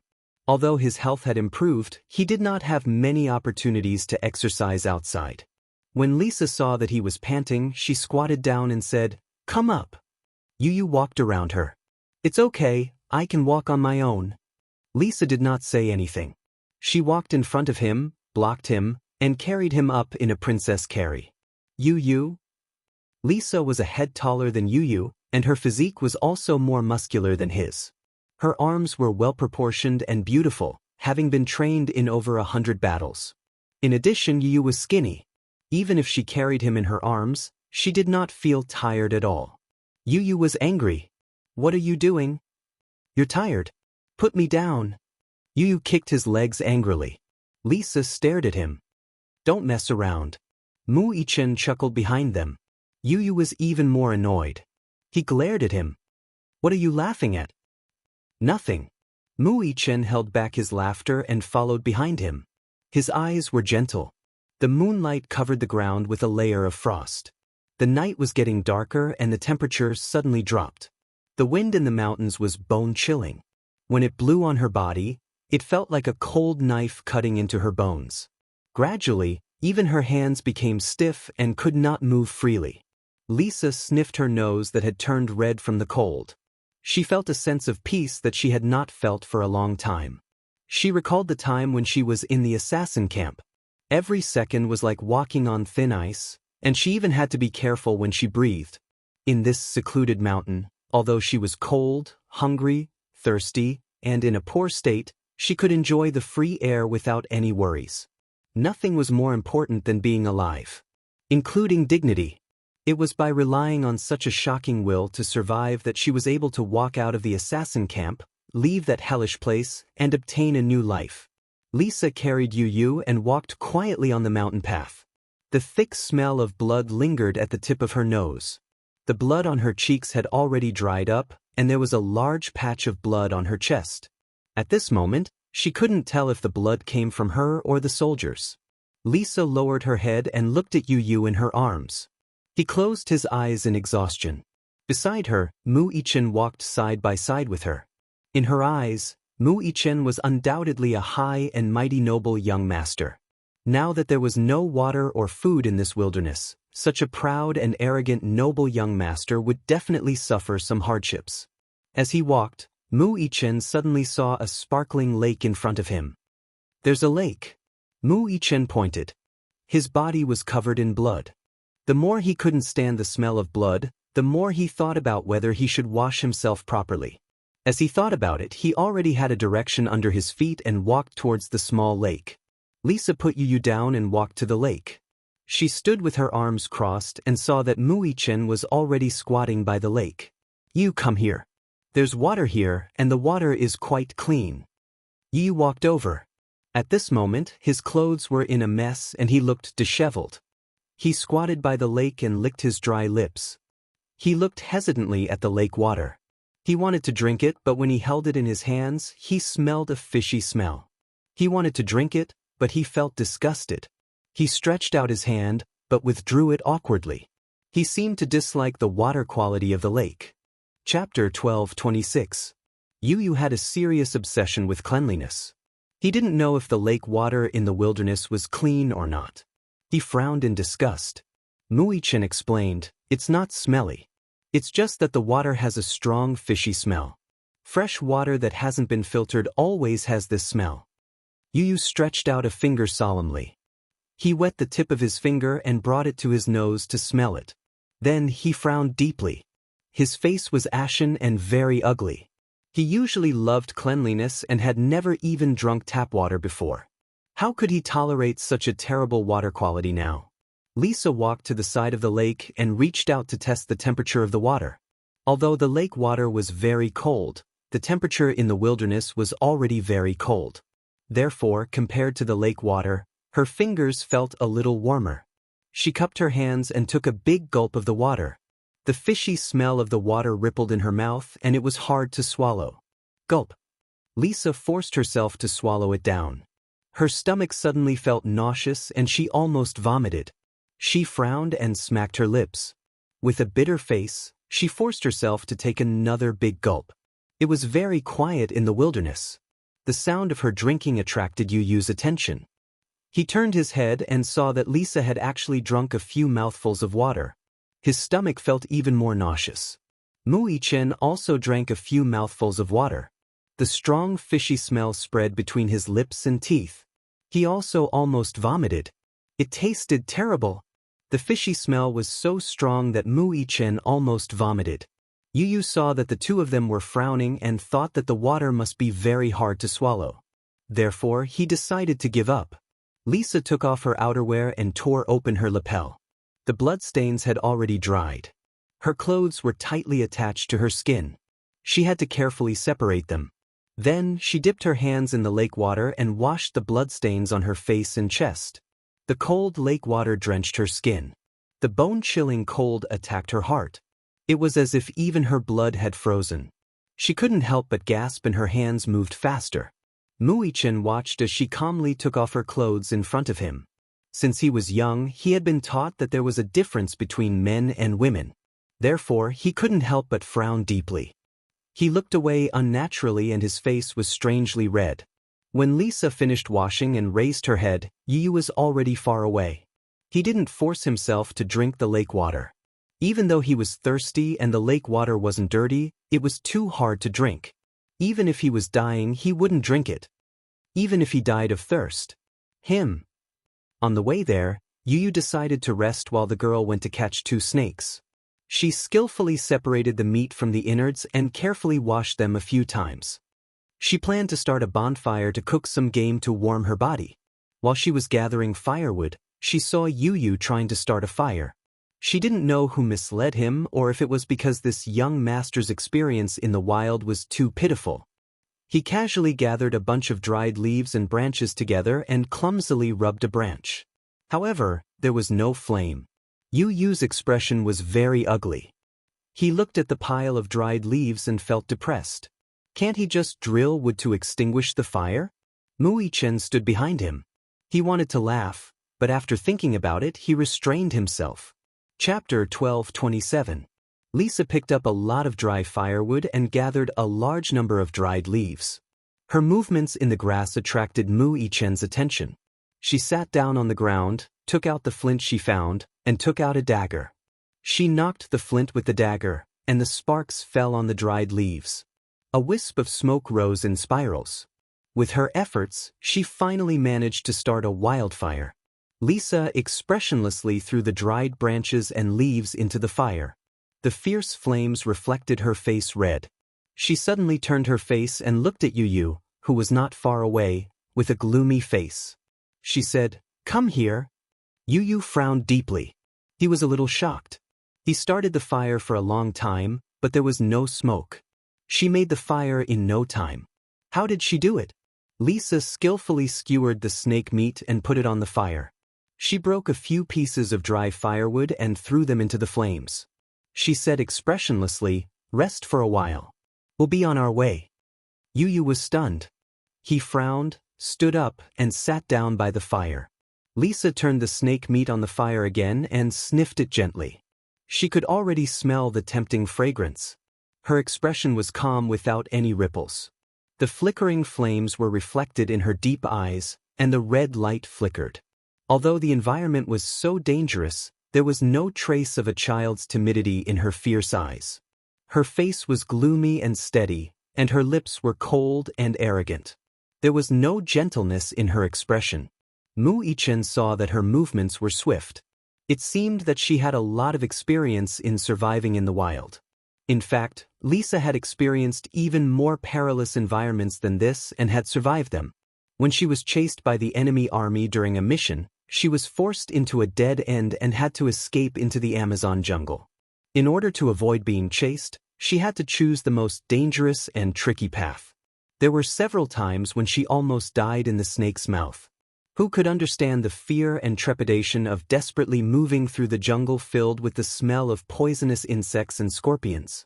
Who could understand the hesitation and despair of curling up in the darkest corner and forcefully swallowing all the painful whimpers into the stomach? This kind of painful tempering had been exchanged for her outstanding skills. Lisa suddenly stood up and threw the leaf bag with the snake meat in front of Mu-Chen and Yu. She said coldly, "Eat it?" "I'm not eating it." "Then rest for a while. We'll be on our way." Lisa turned and returned to the fire. After a pause, she said, "There are fierce beasts in the forest. We can't stay long." She was exhausted physically and mentally and physically. Camouflage of the night. The night wind in the mountain forest was sharp and bone-piercing. Wolf howls could be heard from afar from time to time. Looking from afar, it was a vast expanse of whiteness. Lisa furrowed her brows and looked at the distant horizon, her sharp eyes shining brightly. It was late into the night. The wind in the forest was cold and strong. Lisa hugged her knees and leaned against the stone wall. Her eyes were slightly closed and her body was tightly bent. The clothes on her body were too thin. If she wasn't leaning against the fire, she was afraid that she would have frozen. She didn't dare to sleep. She didn't even dare to close her eyes for a while. First of all, in the extreme cold, her body temperature would drop very quickly. She was afraid that if she slept like this, she would die. Second of all, The wilderness was too dangerous. How could she let down her guard when there were wild beasts? She had to bring Yu back safely. This was her mission. Chapter 12:28. The fire gradually extinguished, leaving only a few sparks. The firewood had been used up. Lisa curled up, her hands numb from the cold. She leaned against the stone wall to avoid the cold wind. A thin layer of ice seemed to have formed on her face. Every pore was frozen, and it was difficult for her to even blink. She rubbed her hands and exhaled as she looked up at the night sky. Yu leaned against Mu Yichen and closed his eyes to rest. Mu Yichen leaned against the stone wall. His jacket was the one that the scarred man had handed to him. When he put his hands into the pocket to warm them up, he touched something hard. He was secretly shocked and took it out. It was a photo. In the photo, a girl was standing in an amusement park. She had a bright and warm smile on her cute face. On the back was a man's handwriting, "Ruoxia, Daddy loves you." Was this his daughter? Mu Yichen frowned slightly and put the photo back into the inner pocket over his heart. He turned around and glanced at Yu. At this moment, he was quietly leaning against him, his head resting on his shoulder. The wind lifted up his ink-black hair, brushing past his pale and thin face, entangling with his eyelashes. He looked a little weak, dispirited, and lifeless. He had to hurry. If he stayed here any longer, he might freeze to death in the wilderness. When the new sun slowly rose in the east, Lisa picked up a pile of leaves and carefully buried the traces of the dry fire. With the help of the sunrise at dawn, she vaguely determined the direction. With her good sense of direction, she slowly walked towards the north. Mu Yichen carried Yu on his back and followed closely behind. In the depths of the forest, the light of dawn pierced through the shadows of the trees. On the treetop, a cobra spat out its dark red tongue menacingly. The bullet pierced through a dark green leaf, and smoke rose into the air. Under the shade of a huge tree, Lisa tilted her head and looked at the cobra that had been accurately shot in the head. She played with the colt in her hand expressionlessly. She picked a few fruits from the tree and took a bite. The sour juice spread in his mouth. She threw it away with a bah sound. The fruit wasn't ripe yet, so eating it would upset the stomach. Mu Yichen looked at her. She was wearing a camouflage combat uniform, and her figure shuttled through the rainforest nimbly. She was like a cute and wild cat. She climbed up the tree and suddenly saw the colorful plants around her. She couldn't help but stretch out her hand and play with them. The corner of her mouth couldn't help but reveal a charming smile. He was actually laughing. Mu Yichen's eyes glinted. He actually saw a rare smile on her face. She was so beautiful when she smiled. Lisa's face softened with the mystery of the East and the delicacy of European descent. When she didn't smile, she was noble and cold, like an insufferably arrogant queen who looked down on all living things. When she smiled, there was a hint of gentleness unique to Eastern women. Her eyebrows flowed with charm, charming all living things. The new sun slowly rose from the horizon. In the morning light, the depths of the forest were dark and damp. The smell of poisonous insects and wild beasts filled the forest, one after another. A poison dart frog was perched not far away. Its pair of dull eyes stared at the girl on the tree trunk. From time to time, its stomach would swell and it would let out a strange croak. Chapter 12:29. Lisa hugged the huge combat bag and climbed to a higher place. The smell of the wild was humid and pungent. Mist lingered around the lake. A spearhead viper was coiled on a branch, and its heavy weight made the branch droop. It seemed to have smelled something tempting. It raised its triangular head high, and its vertical pupils focused, gathering a bloodthirsty murderous aura. A dark streak of shadow rushed over. Lisa quickly waved her hand and grabbed the spearhead viper's throat. She raised her eyebrows slightly, as if she was very dissatisfied with its sneak attack. She reached out and stroked its head. The spearhead viper suddenly opened its bloody mouth, baring its sharp fangs. Lisa's cold eyes met with it. Her gaze narrowed, and her two hands tore the spearhead viper apart. Blood and flesh splattered on the ground, and the corpse was thrown heavily into the grass.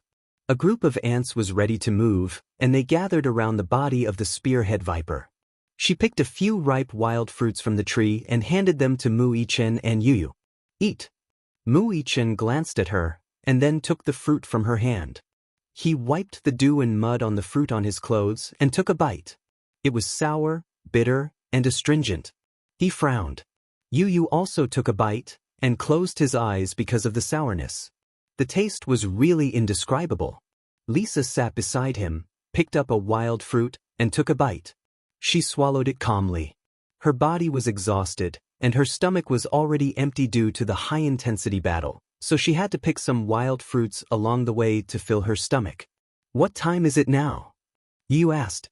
Lisa looked up at the sky and then said, 5 o'clock in the morning.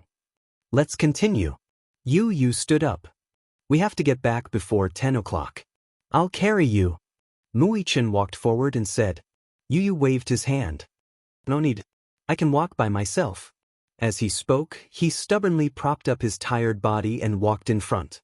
Mu Yichen's heart ached. He hurriedly walked forward and carefully protected him. In the hospital ward, Mu Wanru was shot in the abdomen. After emergency treatment, she was transferred to the ward for observation. Only then was she out of danger. At this moment, she was lying quietly on the bed, with tubes all over her body. Her face was sickly pale, and she was still unconscious. At dawn, her eyelids trembled and she finally woke up. However, the moment he woke up and opened his eyes, he was shocked by a black shadow sitting on the edge of the bed. That black shadow sat silently by the bed with his back to the window. Against the light, she couldn't see his face at all. She could only feel the cold air emitting from his body. Mu Wanru screamed in shock, breaking the long silence in the ward. In the next second, the lights flickered and the ward lit up. Mu Lianjue's expressionless face came into view. When she finally saw who was sitting on the edge of the bed, her face twitched violently. She finally heaved a sigh of relief, but she was still frightened by his gloomy face. Her heart skipped a beat, and she felt a little suffocated. She did not know how long she had been unconscious, but when she finally passed the critical period and woke up in a daze, she could not help feeling nervous when she saw his gloomy face. What happened? Why did he look like this? What exactly happened? He coldly said, You're finally awake. Chapter 12:30. Fortunately, Mu Yichen was distracted for a split second and opened fire. The bullet penetrated her abdomen, but even so, it almost took her life. Mu Wanru's whitewashed lips trembled. Her heartbeat quickened at his unfriendly tone. Fourth uncle, why do you look so terrible? Did something happen? He snorted coldly and ignored her. Just 2 hours ago, he received a report from his subordinate. The underground warehouse where the hostages were kept had been massacred by a mysterious troop. It was a bloodbath because only a few soldiers survived out of the 100-odd people. Even if they survived, their injuries were very serious. Some of them even lost their heartbeats on the way to the hospital before they could be rescued. The scene was a mess with blood flowing like a river. It was said that there were not many traces of a struggle. It could be said that the 100-odd people were wiped out in a second. As for the 2 hostages, they were naturally taken away and there was no news of them. Mu Lianjue was so angry that he almost had a heart attack. In a fit of rage, he scolded his subordinates harshly. He had sent 3 batches of troops to guard the place, but they were all taken away. He was so angry that he could not speak. Not long after, there was another piece of news. It was said that the 2 children got into a car and left first. There was no news of the 5 cars of troops sent to chase after them. They followed the tracks on the road and found signs of a car crash at a remote cliff. They speculated that it had been hit and fell off the cliff. It was hard to tell what had happened in the dark of the night. They only knew that the battle seemed to be fierce along the way, but the 2 children were nowhere to be seen. They had sent more men to continue tracking them, but there was still no sign of them. Mu Lianjue's usually calm face showed a rare hint of anxiety. He was burning with anxiety. These 2 children were the biggest bargaining chips in his hands. If he lost these 2 chess pieces, it could be said that he had lost everything. Life or death depended on a single thought. Mu Lianjue's posture as if he were facing a formidable enemy startled Mu Wanru. She leaned forward slightly and was about to ask him how things were going when the slight movement affected the wound on her abdomen, causing her to grimace in pain. However, he suddenly thought of something. Mu Wanru was startled, and her hand slowly moved to her lower abdomen.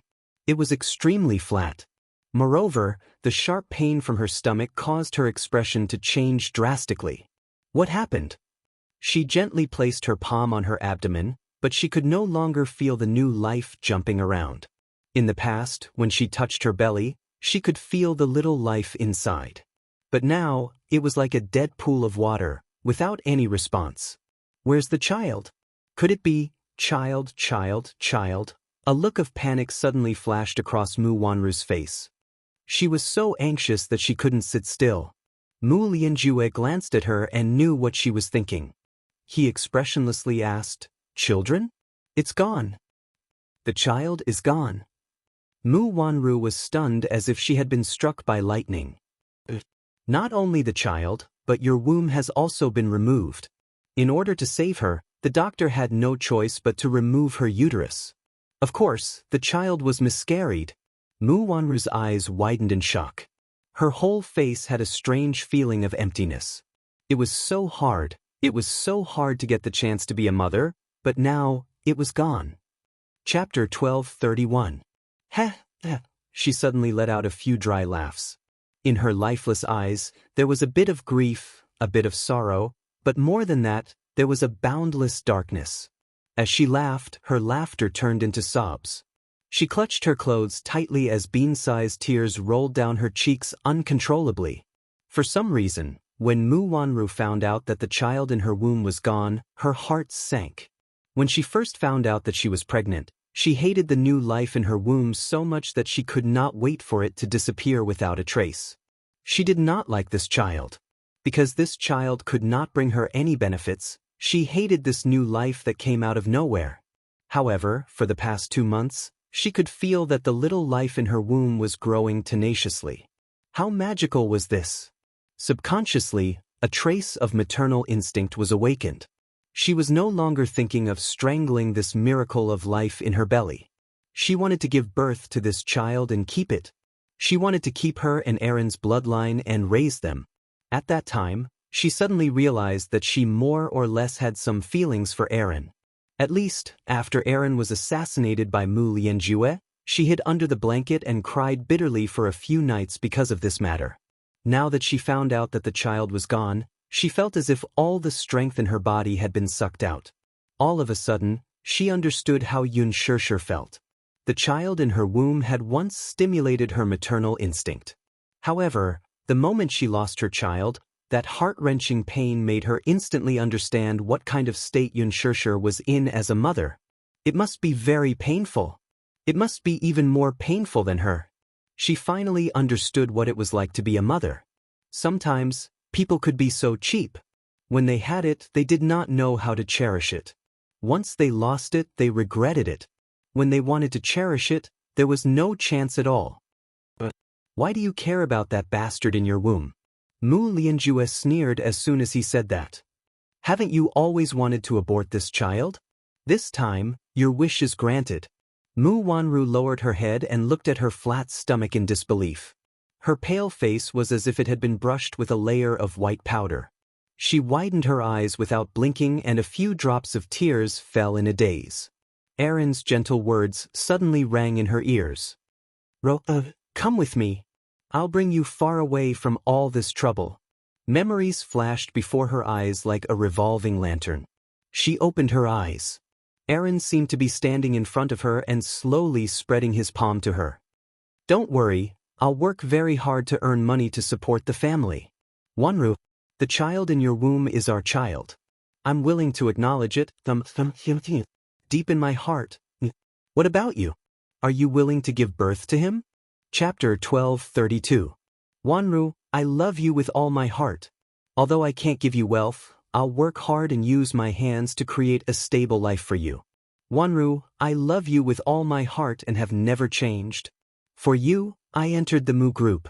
For you, I've done so many evil things for you, but now, you're leaving me. Wanru, is your heart so hard? Erin's affectionate eyes were still lingering in front of her. However, in the next second, the scene of him falling to the wall and dying after being shot flashed across her mind. She suddenly broke down and covered her eyes, wailing loudly. "Ah! Don't die!" A voice in her heart screamed in despair. "Erin, don't die, don't leave me." She curled her body into a ball all of a sudden and started crying in despair and helplessness. Only now did she suddenly realize that she was wrong. So completely wrong. She should not have pushed him away back then. She should have listened to him then. She did not want wealth, nor did she want to worry about food and clothing. She really did not want to live such a frightening life anymore. Looking back, her life was neither long nor short, but it seemed that Alan was the only one who truly loved her and protected her without any complaints or regrets. When they were at the welfare center, the children loved her because she shared her snacks and clothes with them. When they returned to the Mu family, Mu Sheng doted on her because she had stolen Xianxia's identity. All along, she had been an imposter. If not for this identity, why would he dote on her so much? Erin, on the other hand, was willing to sacrifice silently for her. He even wanted to bring her far away from trouble and escape far away. At that time, he said to her, "I'll bring you away. Let's leave this place and live an ordinary life. Even if we don't have great wealth, I'll do my best for your happiness."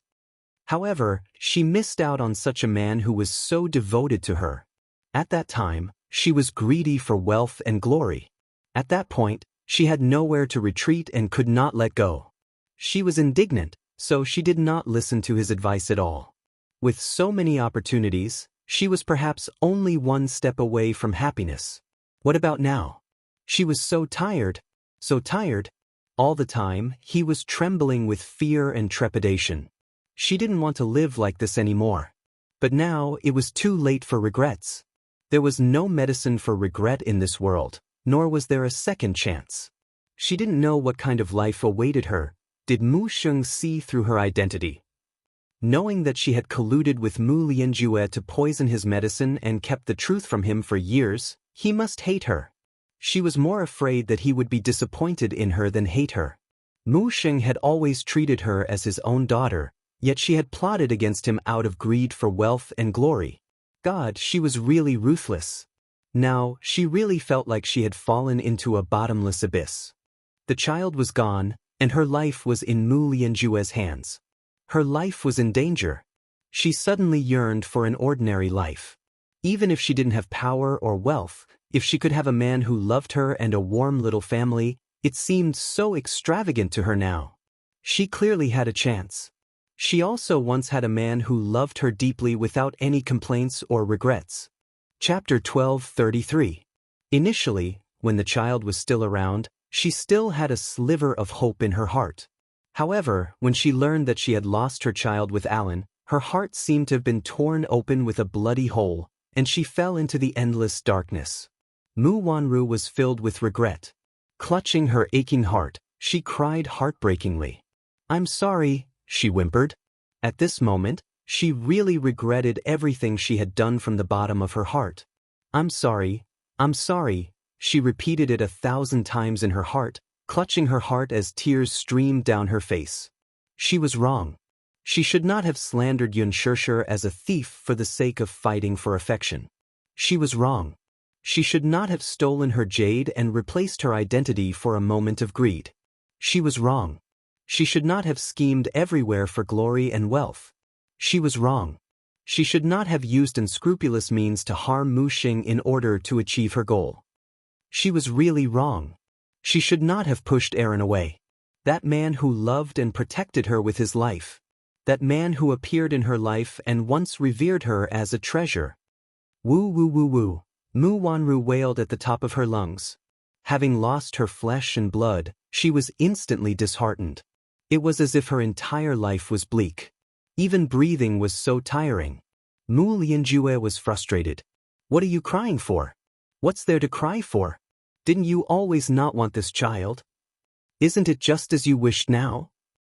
Mu Wanru looked up with reddened eyes.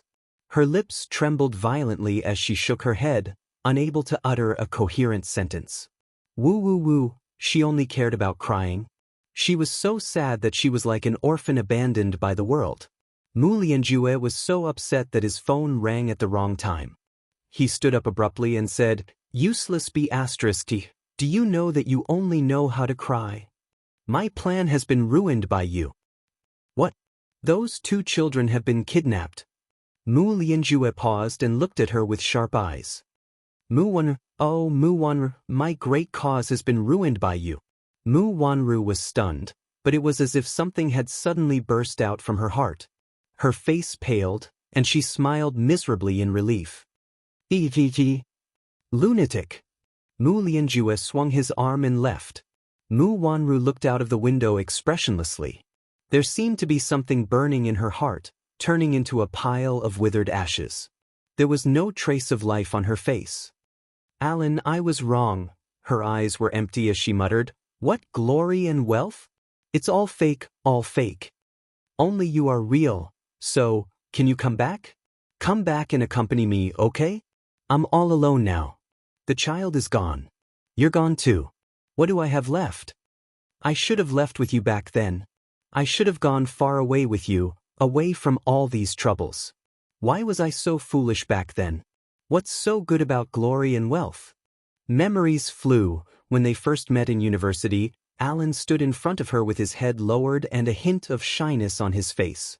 "Hello, I'm Hanimin." Hanimin was his name.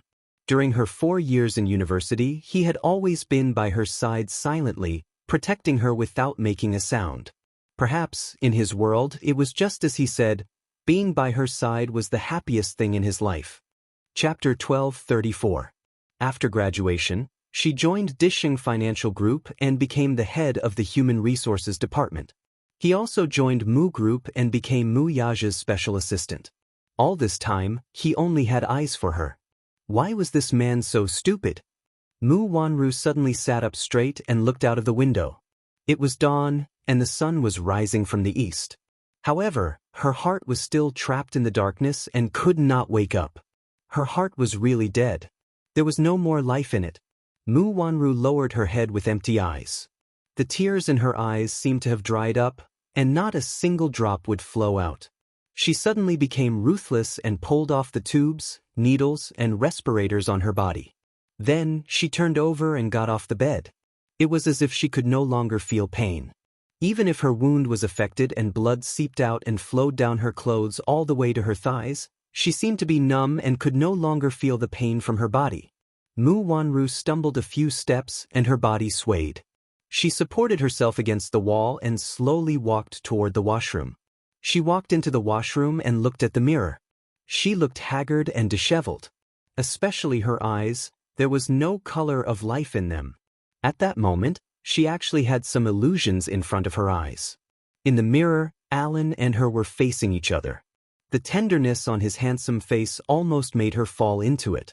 "Wanru, come with me, okay? Let's go far away together and live a happy and ordinary life. Okay? Is that okay? Is that okay?" He asked gently over and over again. Mu Wanru's tears fell. She could not help but reach out to him. When her fingertips touched the mirror, it was as if she could feel the warmth of his hand. "Okay." Mu Wanru smiled sweetly. Her eyes were so gentle that it seemed as if tears were about to drip out. She suddenly put her face against the mirror longingly as if she was snuggling in his arms. Her weak voice could not help but murmur, "Alan, I was wrong. I really know that I was wrong. Don't leave me. I'm the one who hurt you. I'm sorry. Forgive me." Mu Wanru cried sadly. "Alan, I was wrong. Forgive me, okay? Take me away, okay?" "Fool." Alan smiled, his handsome eyes overflowing with soft light. "Give me your hand, I'll take you away." Don't be afraid, I will protect you forever." Mu Wanru smiled sadly. Her face finally regained some warmth as she nodded heavily. Fourth Master, a few subordinates have sent news that the 2 children have not been found yet, but it is very likely that they have met with misfortune. "What do you mean?" Mu Lianjue narrowed his eyes and gripped the phone tightly. On the road where the child was kidnapped, there was a car accident. The oil tank leaked and exploded. When we arrived, the car had already fallen off the cliff. When we were salvaging the wreckage, We found traces of a chase along the road. He must have gone through a battle. The car fell off a cliff. Mu Lianjue's eyes widened in surprise. Then, what are the chances of the two children surviving? With a 0% chance of survival, the chances of survival are extremely slim. That area is surrounded by mountains. Once you fall off the cliff, there's no chance of survival. How can you be sure that they fell off the cliff? Even if they didn't fall off the cliff, they would have to pass through a forest where wild beasts roam. Plus, it's very cold in the middle of the night. The chances of survival are even slimmer. Chapter 12:35. Mu Lianjue snorted. Whether they're dead or alive, hurry and find those two children. I want to see them, dead or alive. Yes, fourth master. He suddenly thought of something and asked, also, is there any news from the Mu family? No, fourth master. Mu Yaja doesn't seem to know about this and thinks that the children are in your hands. Very good. Report to me immediately if there's any news from the Mu family. I'll keep an eye on it. This morning at 9:30 a.m. Proceed as planned. Yes, fourth master. Mu Lianjue hung up the phone and walked into the ward. The moment he opened the door, he was greeted by the smell of blood. Frowning, he walked to the bed, but there was no one there. He had only been gone for about 10 minutes. How did she disappear? His gaze fell on the scattered needles and tubes on the bed. His eyes suddenly caught sight of the blood stains on the snow-white bedsheet. What kind of trouble did that D*Emin woman create for him again? He followed the bloodstains on the floor and walked to the bathroom door. The thick smell of blood almost overwhelmed him.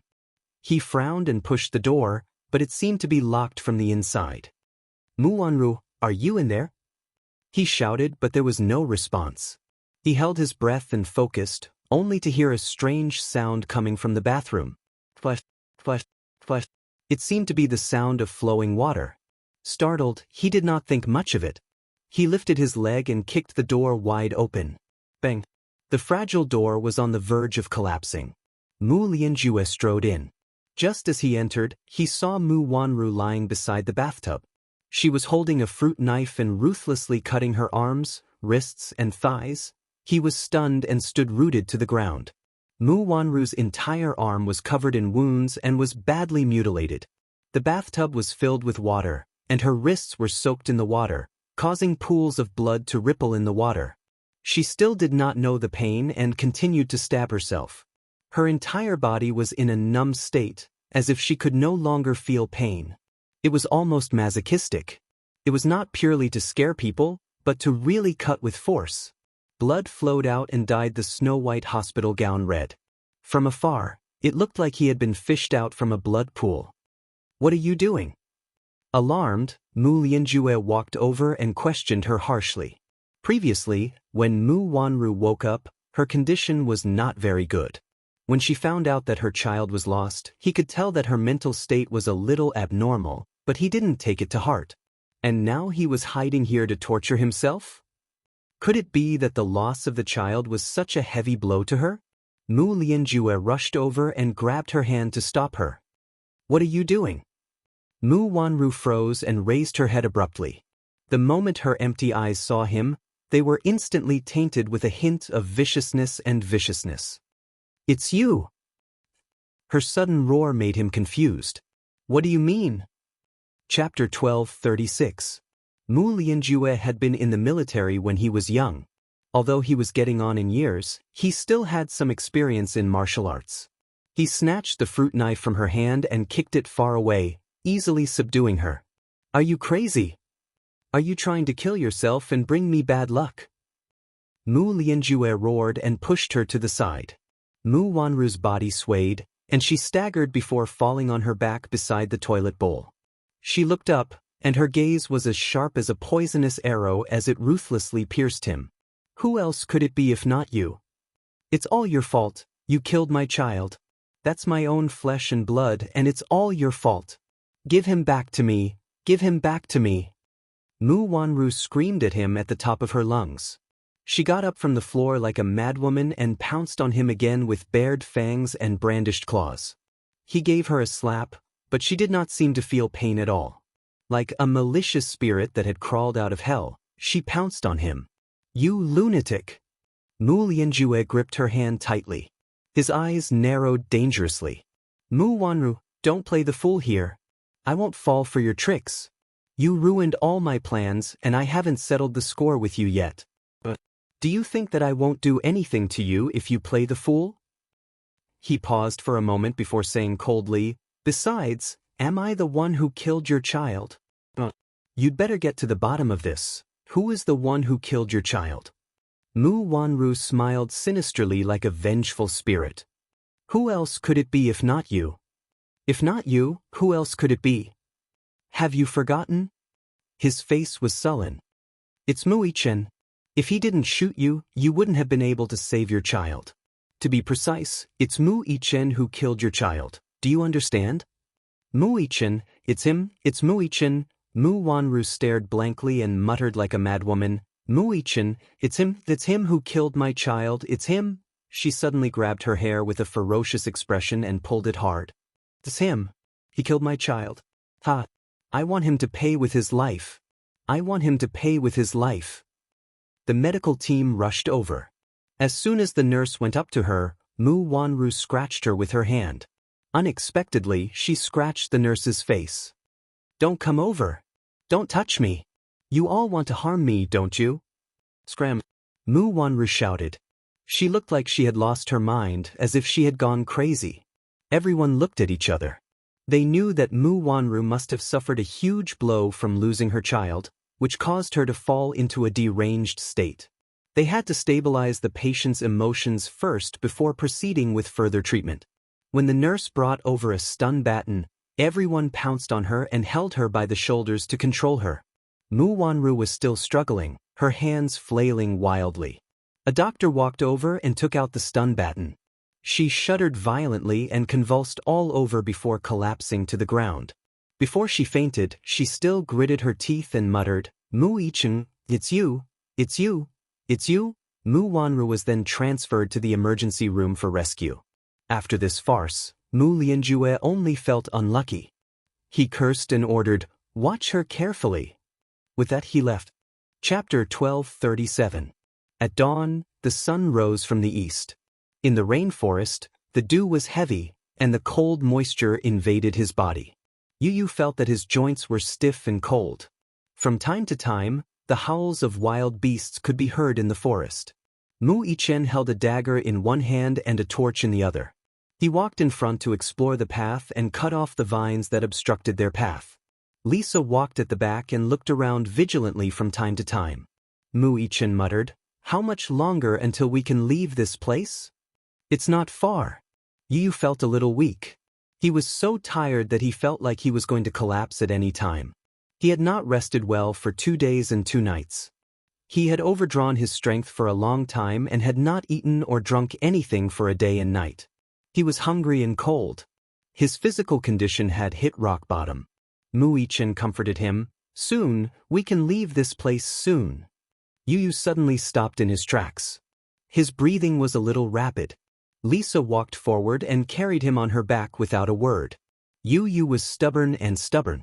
He was reluctant at first, but now that he was exhausted, he did not have any strength left to struggle.